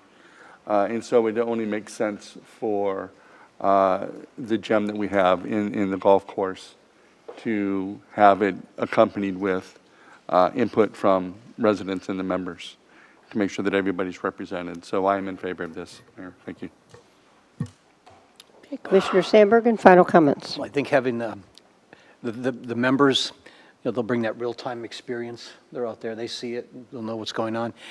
And I think the community members, I'm kind of excited. They're going to see it through a different set of eyes, and I think it'll be very good for it. I fully support this. This is something we've needed, and I'm fully supportive. So I think I'm the only one up here that's ever actually staffed a committee, an advisory committee for the city of Dunedin. So I can speak firsthand that they can become extremely labor intensive. And I've also talked to some people that have run golf courses who said that, and I mean no disrespect to some of the members, but they can be labor intensive. And we have a really highly skilled manager that we worked hard to find for the golf club. So I just want everybody to be on the same page, because I think this has the ability to be a great advisory committee. First and foremost, a great communication tool between, the management of the club, the manager, and Tony, and members, and also non-members. And also kind of keeping an eye on a very important business enterprise of the city of Dunedin. And I think it can work really well as long as, again, everybody kind of stays in their lane and remembers we have a manager. You know, this isn't about overrunning the manager with a bunch of new bosses. And I think that's so critical for this to work. And if it works as that kind of communication, elevation once a month between management and, again, other residents and members, it could be a great thing, and it will achieve, I think, some of the best things it's meant to achieve. And it just has to stay in that realm. So I think it's a great thing. I think it's important. We said we'd do this, and I think if it functions the way it should function, it's going to work well. So I'm fully supportive of the resolution as well. So I guess we have to do a roll call vote. Commissioner Sandbergen. Aye. Commissioner Gao. Aye. Commissioner Dugard. Aye. And Mayor Franey. Aye, and that motion passes unanimously. Okay, that's great. Okay, we're going to go to Resolution 26-06, Fiscal Year 2026 First Budget Amendment. Jen, please read Resolution 26-06 by title only. Resolution 26-06, a resolution of the City Commission of the City of Dunedin, Florida, amending the city's operating and capital budget for the fiscal year beginning October 1, 2025, and ending September 30th, 2026, and providing for an effective date. That was Resolution 26-06, read by title only.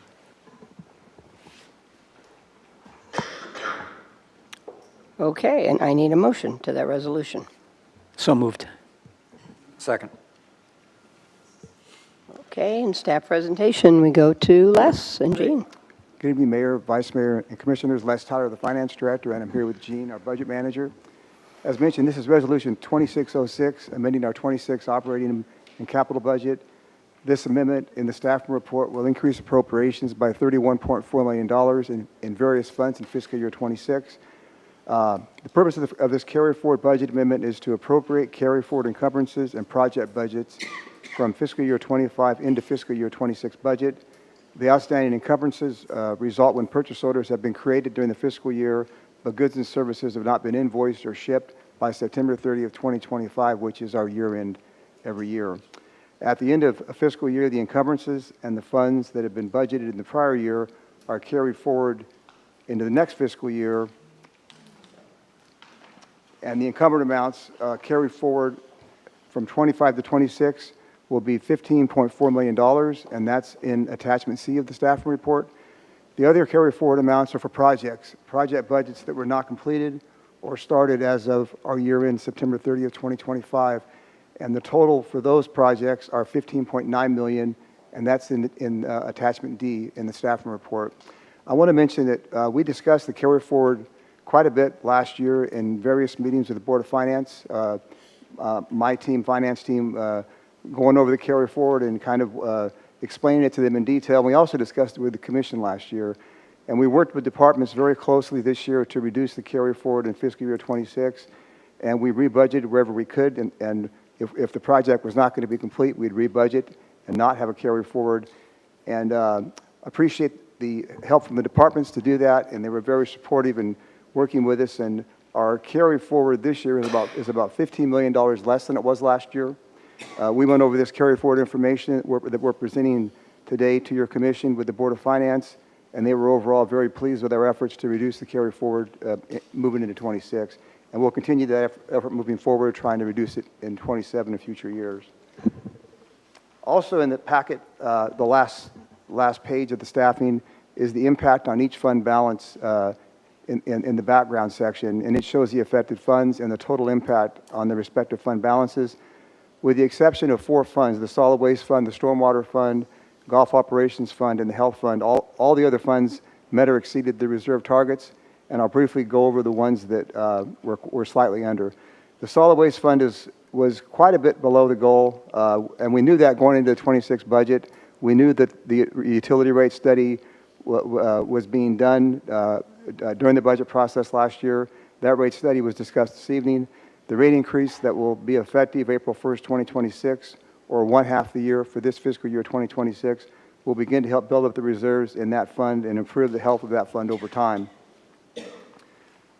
The stormwater fund is under the goal slightly as well. The estimated available fund balance is $601,000 in the stormwater fund. We expected that during the 26 budget process. There's lots of projects in the fund, and also it takes time to build up the reserves since we adjusted the rates about a year and a half ago. The Gulf Operations Fund is slightly under the reserve goal. The estimated available fund balance is $327,000. And as mentioned earlier, it's a new enterprise fund, and we're closely monitoring the Gulf Fund throughout the year. The Health Fund Reserve is under the reserve as well for currently. We did a final year-end adjustment in 2025 for $400,000. We knew last year that 2025 claims were coming in much higher than budget. We made that adjustment. And also, we just want to point out the 26 health claims for the first 5 months are coming in over budget slightly as well. So we're monitoring that closely. If that continues, we will likely or may have to do a budget adjustment during 26 to the health fund. We've got, in 2025 and also current year, we've got a lot of 7 or 8 different individuals that are over the stop-loss claims, and had a pretty robust discussion with the Board of Finance about some of that yesterday in their meeting, but we're closely monitoring the health fund this year as well as last year. The general fund, I want to just point out general fund, the available fund balance is projected to be 32%. That's slightly above our target. It's above our target of 15%, but it's also better than we expected it to be when we prepared our budget in 2026. So we had estimated 29.4%.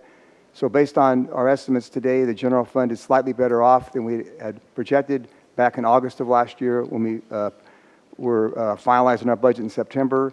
The 25 expenses were under budget. Labor costs were down with vacancies, and also operating costs were down, which helped 25. And also our revenues were about $1 million more than our estimates for 2025.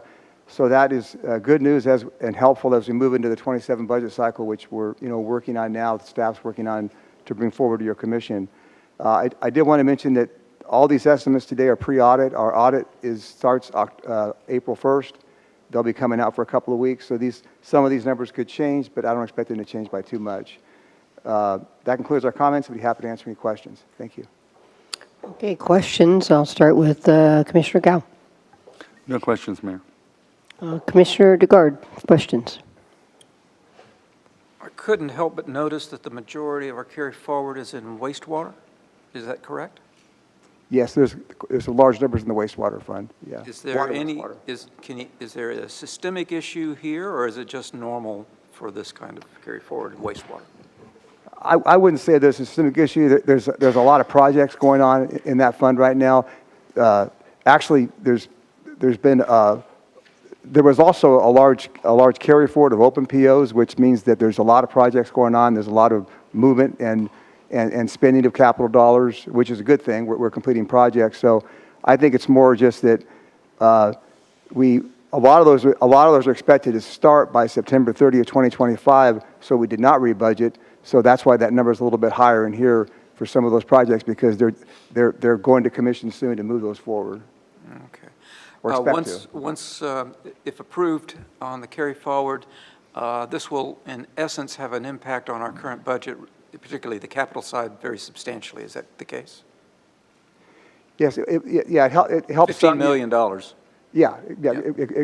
It could help some, and our big exercise we did this year was, challenge the departments. Are you really going to start that this year? Because we talked about rose-colored glasses a little bit last year on some of the different projects, and we really were getting more realistic with, is that going to be really started by this year, or is it really a 27 project or 28 project? Thank you. You make my point. Thank you, Mayor. Okay, Commissioner Sandbergen, questions? Yeah, no questions, Mayor. I don't have any questions either. So I will open it up to public input. Anyone in the audience wish to come forward and speak on this issue? Okay, I'll close public input, and I'll go to commission comments, starting with maker of the motion, Commissioner Sandbergen. No, really nothing else to add. It's in the right hands with you two, and keep pointing us the right direction. So I'm good, Mayor. Okay, seconder the motion, Commissioner DeGard. Final comments?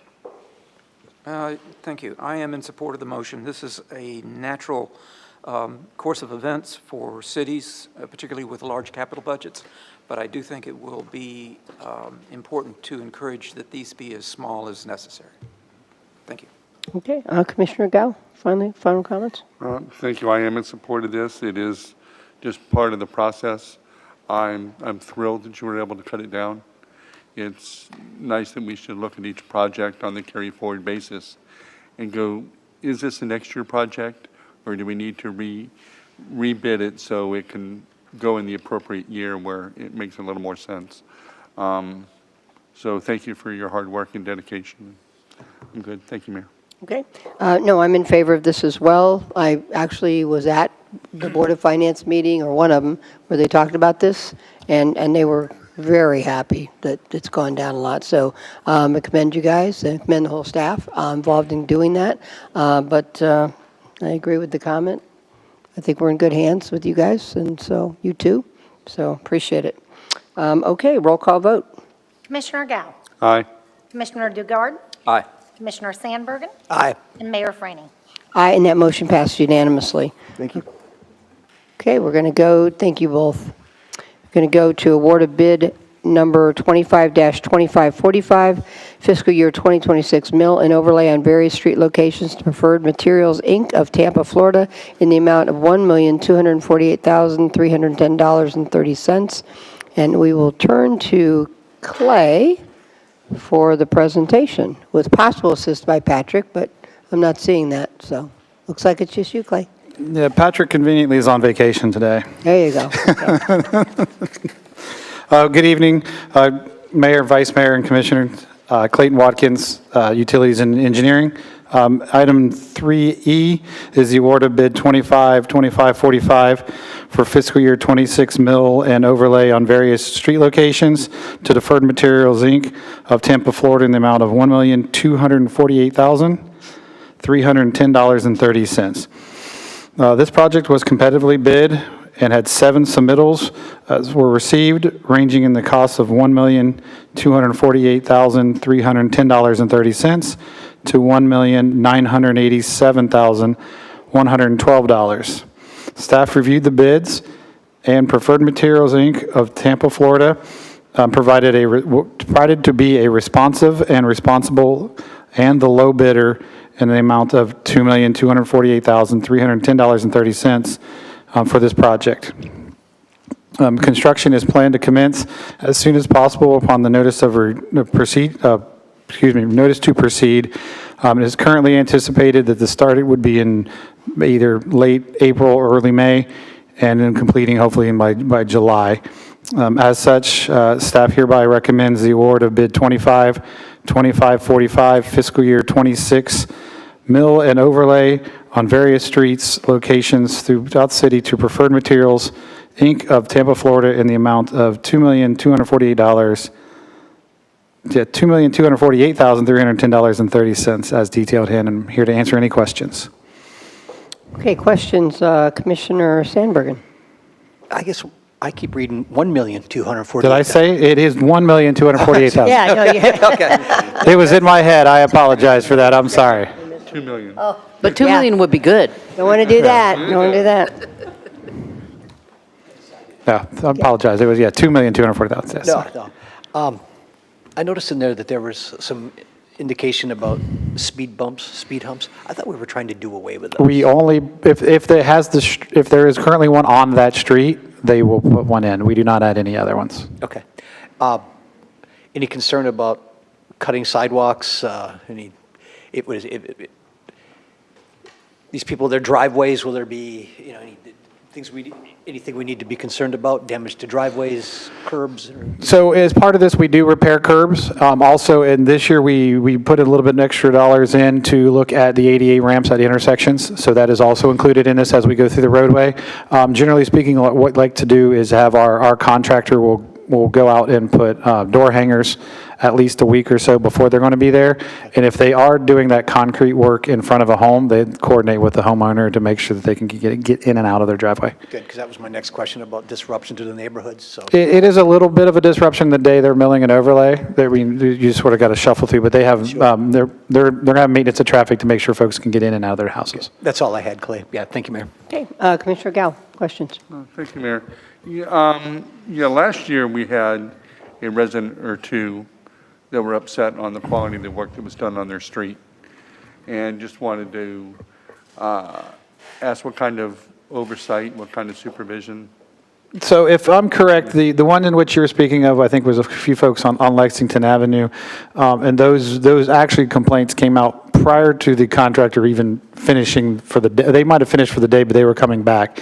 And with that, then we had our inspector work with them to try to alleviate where they thought there was some issues on the quality. And our inspector hadn't even been out there yet that day, specifically on a couple of those. So we hadn't even reviewed their work. So generally, we have somebody come out behind them, make sure we're good with their work. And if we do hear complaints, we'll work with the contractor to try to make things better where we can. Thank you very much. Sure. That's it, Mayor. Okay, questions, Commissioner DeGard? Thank you, Mayor. This may seem a little strange, but why are we having two motions dealing with the same action? We're going to pass an action, and then we're going to amend that action. Correct. And as I will, we can short circuit some of my presentation. The other one is this came in under budget. So with that, we were able to extend their scope of work to add additional curbing in some of the streets and actually pave another street because they came in low. So that's why we're coming back in for the next action, is to approve a change order to increase their workload, to get us closer to that budget number. I'm going to move you to solid waste. Okay. I think all my questions have now been answered. Thank you, Mayor. Good question. No, that was a good one. So, okay, I don't have any questions, so I will open to public input. Anyone in the audience wish to come forward and speak on this issue? Seeing no one, I will close public input and I will ask for a motion. So moved. Second. Okay, so final comments, starting with Commissioner Sandbergen. No, I just appreciate keeping our neighborhoods looking good. The potholes, some of those streets are starting to age, and I'm glad we're doing this for the entire community.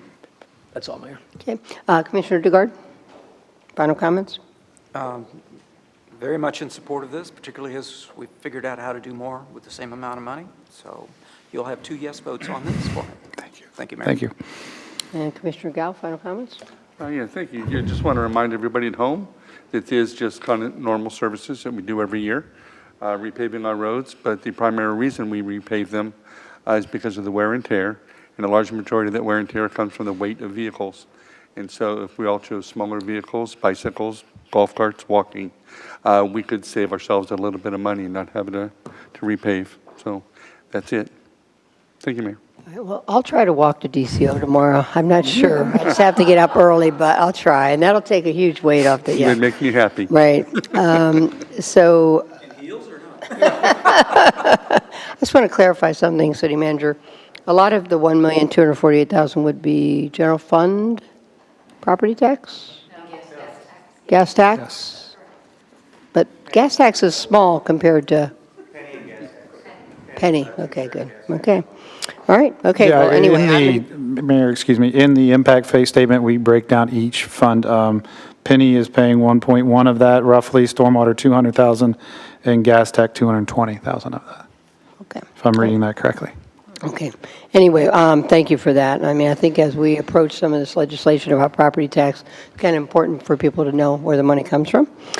So certainly the care of our streets in other ways comes from property tax. Anyway, I'm totally in favor of this. I think it's one of the most important things we do to keep our roads up and keep them safe. So I'm fully support. So I'll say all in favor. Aye. Aye. Any opposed? Motion passes unanimously. Okay, now we'll go to the second part of this, approval, which is good news. Approval of change order CO number 1 for an increase of $281,339.28 to the prior award of bid number 25-2545, fiscal year 26 mill and overlay on various street locations to Preferred Materials, Inc. of Tampa, Florida. Clay, I'll turn to you for staff presentation. And just to clarify again, that this is good news. Yes, I'll make this a little shorter. Again, Clayton Watkins Utilities and Engineering. This is a change order to the previous agenda item. The award of bid 2545 came in under budget with some very good pricing on curbing and asphalt. So city staff worked with the contractor to add additional scope of work for removal and replacement to help better convey stormwater on a few of these streets, and included adding Rodmar Drive to the program for this year.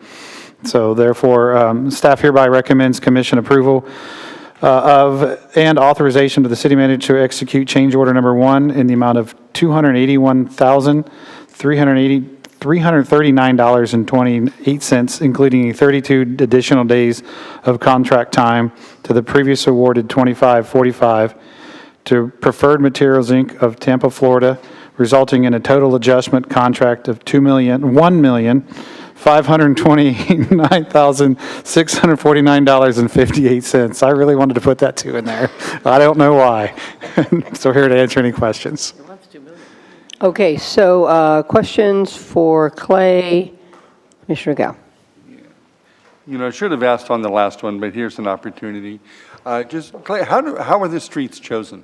So we have a program that has some software on, this is not working, that are on a few city vehicles. There are, like the engineering inspectors have it, the water meter, the folks who do our water meter reads, some public works vehicles have them, and a couple of engineering staff. So we have a software that we can evaluate the condition of the road. If you can see here in this slide, this is basically the evaluation as it drives over the road and the condition of the road. It evaluates that along with other conditions. So you can see we generally like to get to the streets that are Ds and Fs as we're working our way backwards, obviously through the worst roads. Now, in the program, a lot of those F roads are actually our brick streets, so we kind of have to make sure we take those out, and we also have to evaluate, make sure it's just a city street, so we have to pull those out.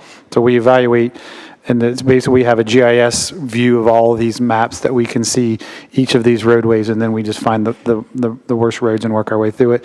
A little contrary to that, this year we did put in, specifically moved the Bay Street, Milwaukee and Oak Street, some of the roads that were around that were used somewhat a lot of a detour for Skinner, so we went ahead and moved those forward to repave those roads after the little bit of additional trips from the construction with Skinner Boulevard.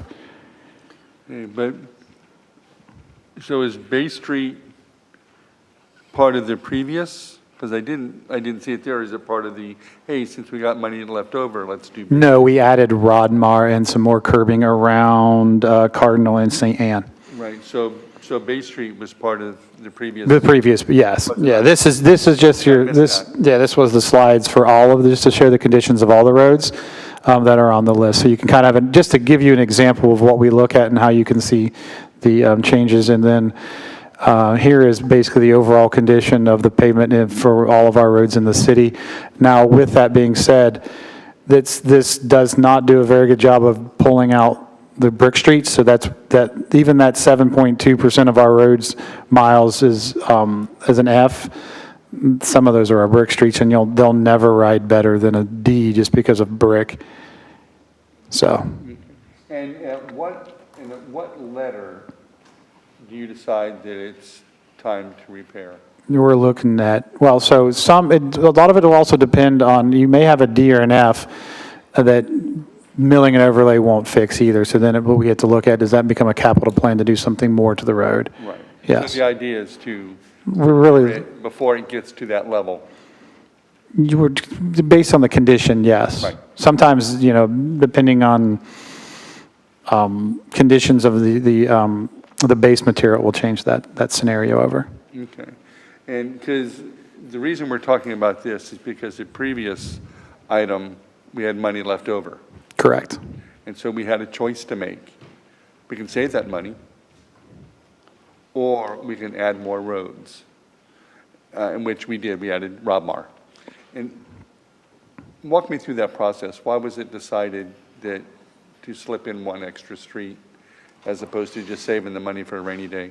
Well, so that I think we coordinated with Public Works, because realistically, engineering is spending their dollars to sort of get through the program. But that was the budget number, so we figured we could find some other places that we could add to make it a little bit better of a product. Because when we go through and do the curb work, a lot of times it's the curb that has you'll just see, we just hit like the pocket that has a crack in it, and we kind of space around and get it. If with the additional dollars, we're able to do like a lot longer run in the road to make it look all a little bit better, because usually we're sort of spot filling in the curbing. Okay. Thank you. Okay, questions, Commissioner DeGard? Didn't have any until my colleague spoke. Because that's a great question. So we made a decision to spend the money because it's available and we needed to. So tell me about need that drove that. I'm going to defer to see who's getting up, it looks like. Okay. The other staff table has no chairs. That's why There's no chairs over there, so we all have to come over here. we lost them at State of the City. Sue Bartlett, Public Works Director. We have a backlog of work, and so when we had the opportunity to actually get more roads done, really our wish list is much longer than what you see, but we're limited by our budget. And the idea is that we do preserve the life or extend the life of those asphalt of that roadway so that we don't have to rebuild those Ds and Fs. Those are big, big bucks. I mean, huge projects that come in. And Clay said, we do have a lot of backlogged work for curb, and it's not just about how it appears, but we get requests for ponding and things like that. But really what we're concerned about is when that curb is broken and allows water to seep down in the base and contaminate, the base, it really degrades it, and it allows that water to pump in and out.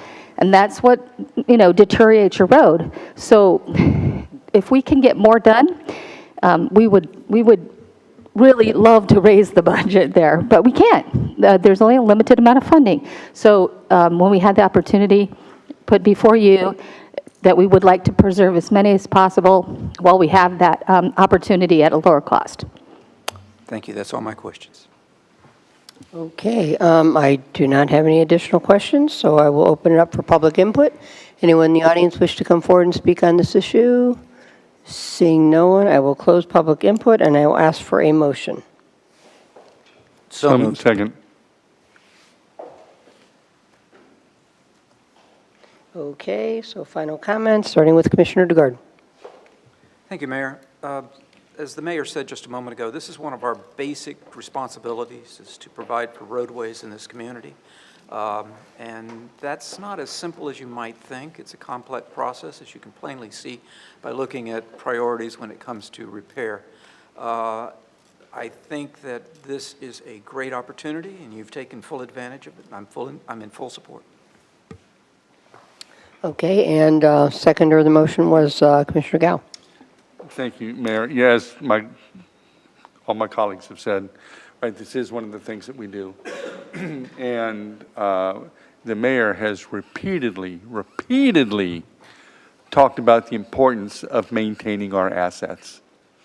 And that's what we're doing, right? And so for anybody who thinks, oh, you could have saved this amount of money, they'd be screaming at us down the road at the expense it would cost. So, it's let's spend $1 to save $50,000, right, so to speak. So and thank you for this graphic that you're showing.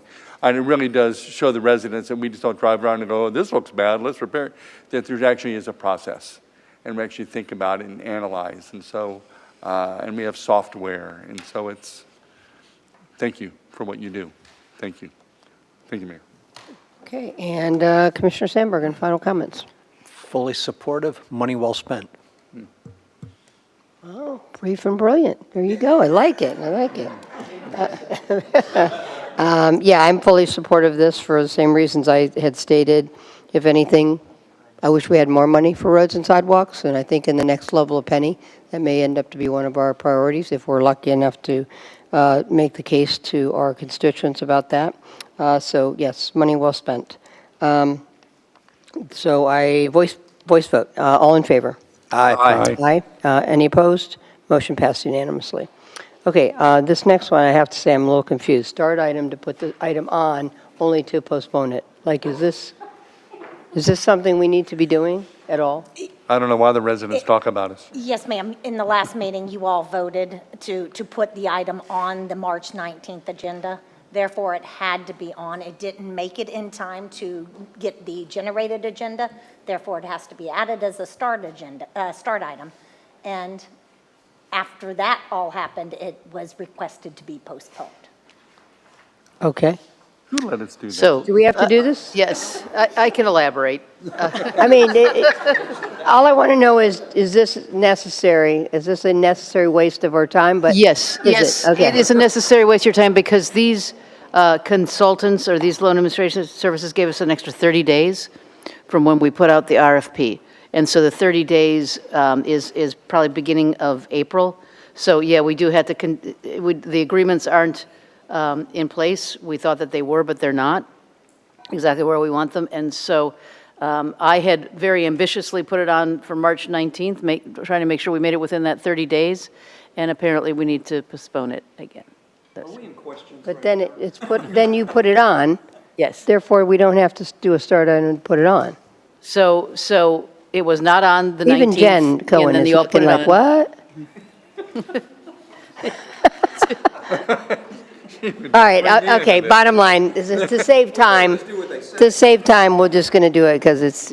Yes, we're postponing to April 2nd, please, Mayor. Well, no, first we got to get it on. Okay, Aye. do I have a motion to put? So moved. Second. RFP 25-2535 on for today's meeting? Who said Dugard and Yes, Gal? I'm right there for you. Okay, all in favor? Aye. Aye, motion passed unanimously. Now, staff I is move that we requesting. move the item to another meeting day. I second Well, that. to April 2nd. April 2nd. April 2nd, so Gal and Dugard. Yeah, do we have a full presentation? Okay, all in favor? Aye. Motion passed unanimously. Okay, proposed agenda for the April 2nd, 2026 commission meeting. I bet I'll know an item that's going to be on there that we just spent. Okay, there we go. Yeah, do we? Yeah, is that? It made it to that one. Okay. Now, normally, we try not to have 4 proclamations. But, it's a busy time, so we'll get back to normal probably next month. Yes. Okay, anything added or taken away? Seriously, though, is this item already on there? Or do we have Yes, to? it is. Okay. I think we're good, Mayor. Yes. Okay, and the Skinner property is That on was there? presumptuous of you, wasn't Well, I it? did say, yeah, might not have passed. Okay, so no additions or changes. Can I have a motion to approve April 2nd agenda? So moved. Can I have a second? Second. Okay. Have to get Rob on the phone, yeah. Okay, all in favor? Aye. Aye. Any opposed? Motion passed unanimously. Okay, the proposed agenda for the March 31st, 2026 Commission Workshop. Are there any additions or changes? No, ma'am. Okay, and we don't approve that, so that is for information only. See, I can learn. Okay, so we go to commission discussion and comments, and I will start with Commissioner Sandberg.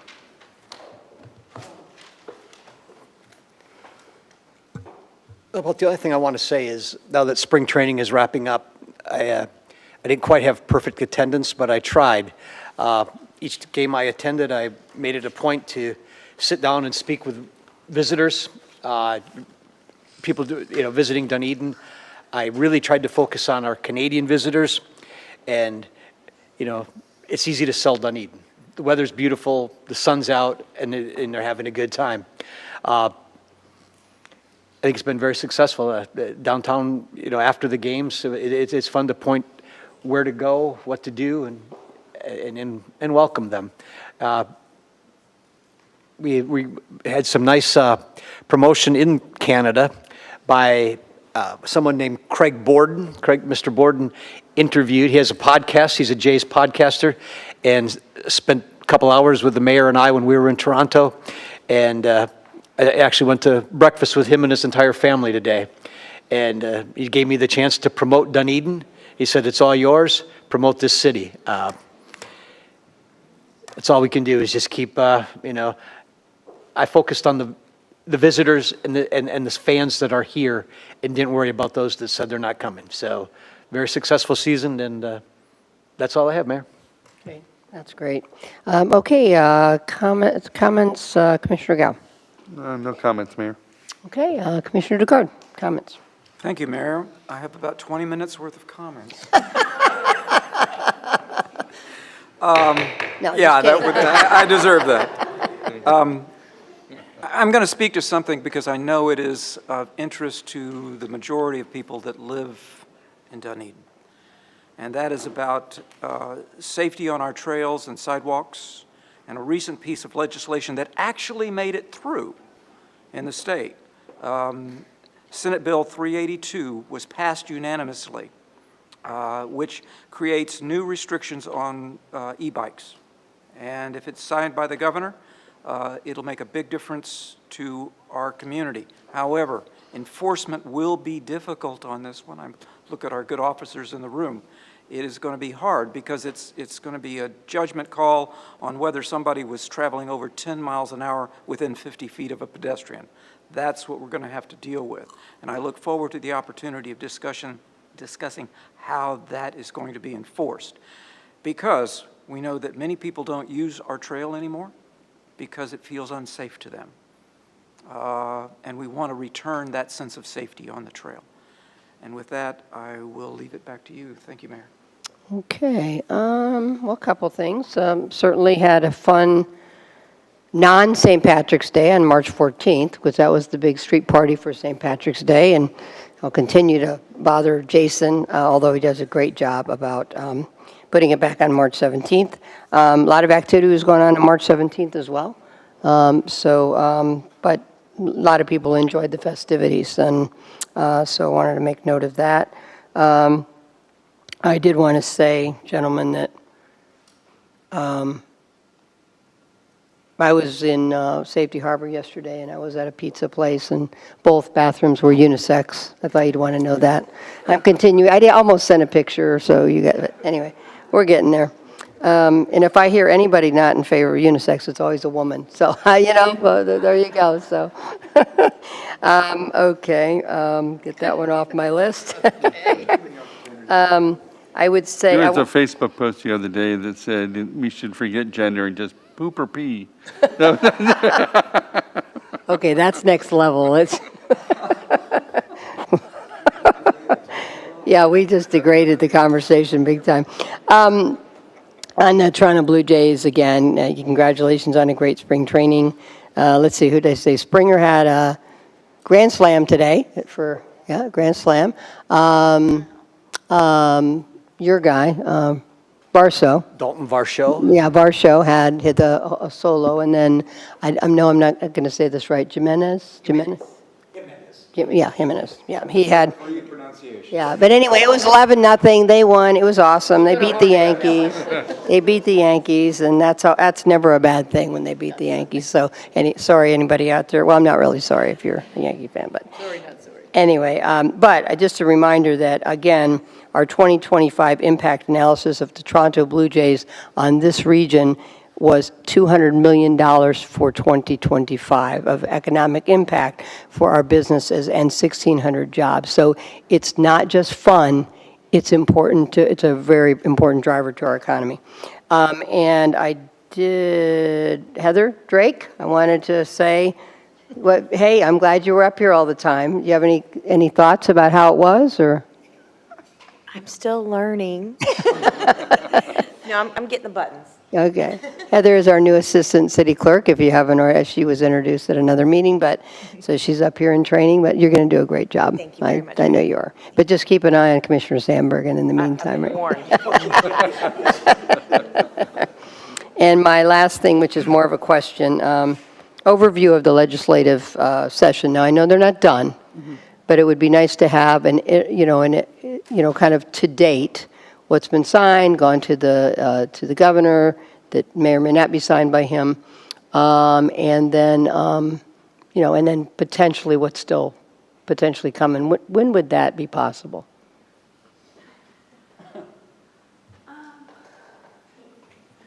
You or me? I know, Go I'll ahead. go. I know that actually, the League of Cities came out with something, which is a fairly comprehensive list about what was passed and what's on the governor's desk. So we can work with the Southern group, and I know BMO also puts out kind of their impact statement once everything is done about, what we need to amend, what we need to, and so on and so forth. So let me get with Nicole about what we can do as far as a list goes, and then. I mean, is that potentially something on a workshop? Yeah. Our next workshop maybe or something, or? Yeah, the one, so we have the citizen survey on the next workshop, and then a stunning Duke presentation. So we can certainly put something on and I'll see what we have. Well, I just know there's some concerning legislation in terms of inserting again in what I would consider local government's business, and we are the most functioning kind of government, so I just think I'd rather be on top of it now so that we can be talking to our other cities and again, before they're officially signed and fully in action, so. Right, I'll be happy to put something together for you as far as where we are now. Yeah, okay. Yeah, and just, I think at this point, it would be top level as far as which ones have been passed. I think they've all been sent to the governor that have been passed, but I'm not aware of any that he's Right. signed yet. They also have. But you could do a general, someone could do an overall, a you could general do a overview. general one of that, and then Mhm. also kind of when those effective dates are too. Yeah.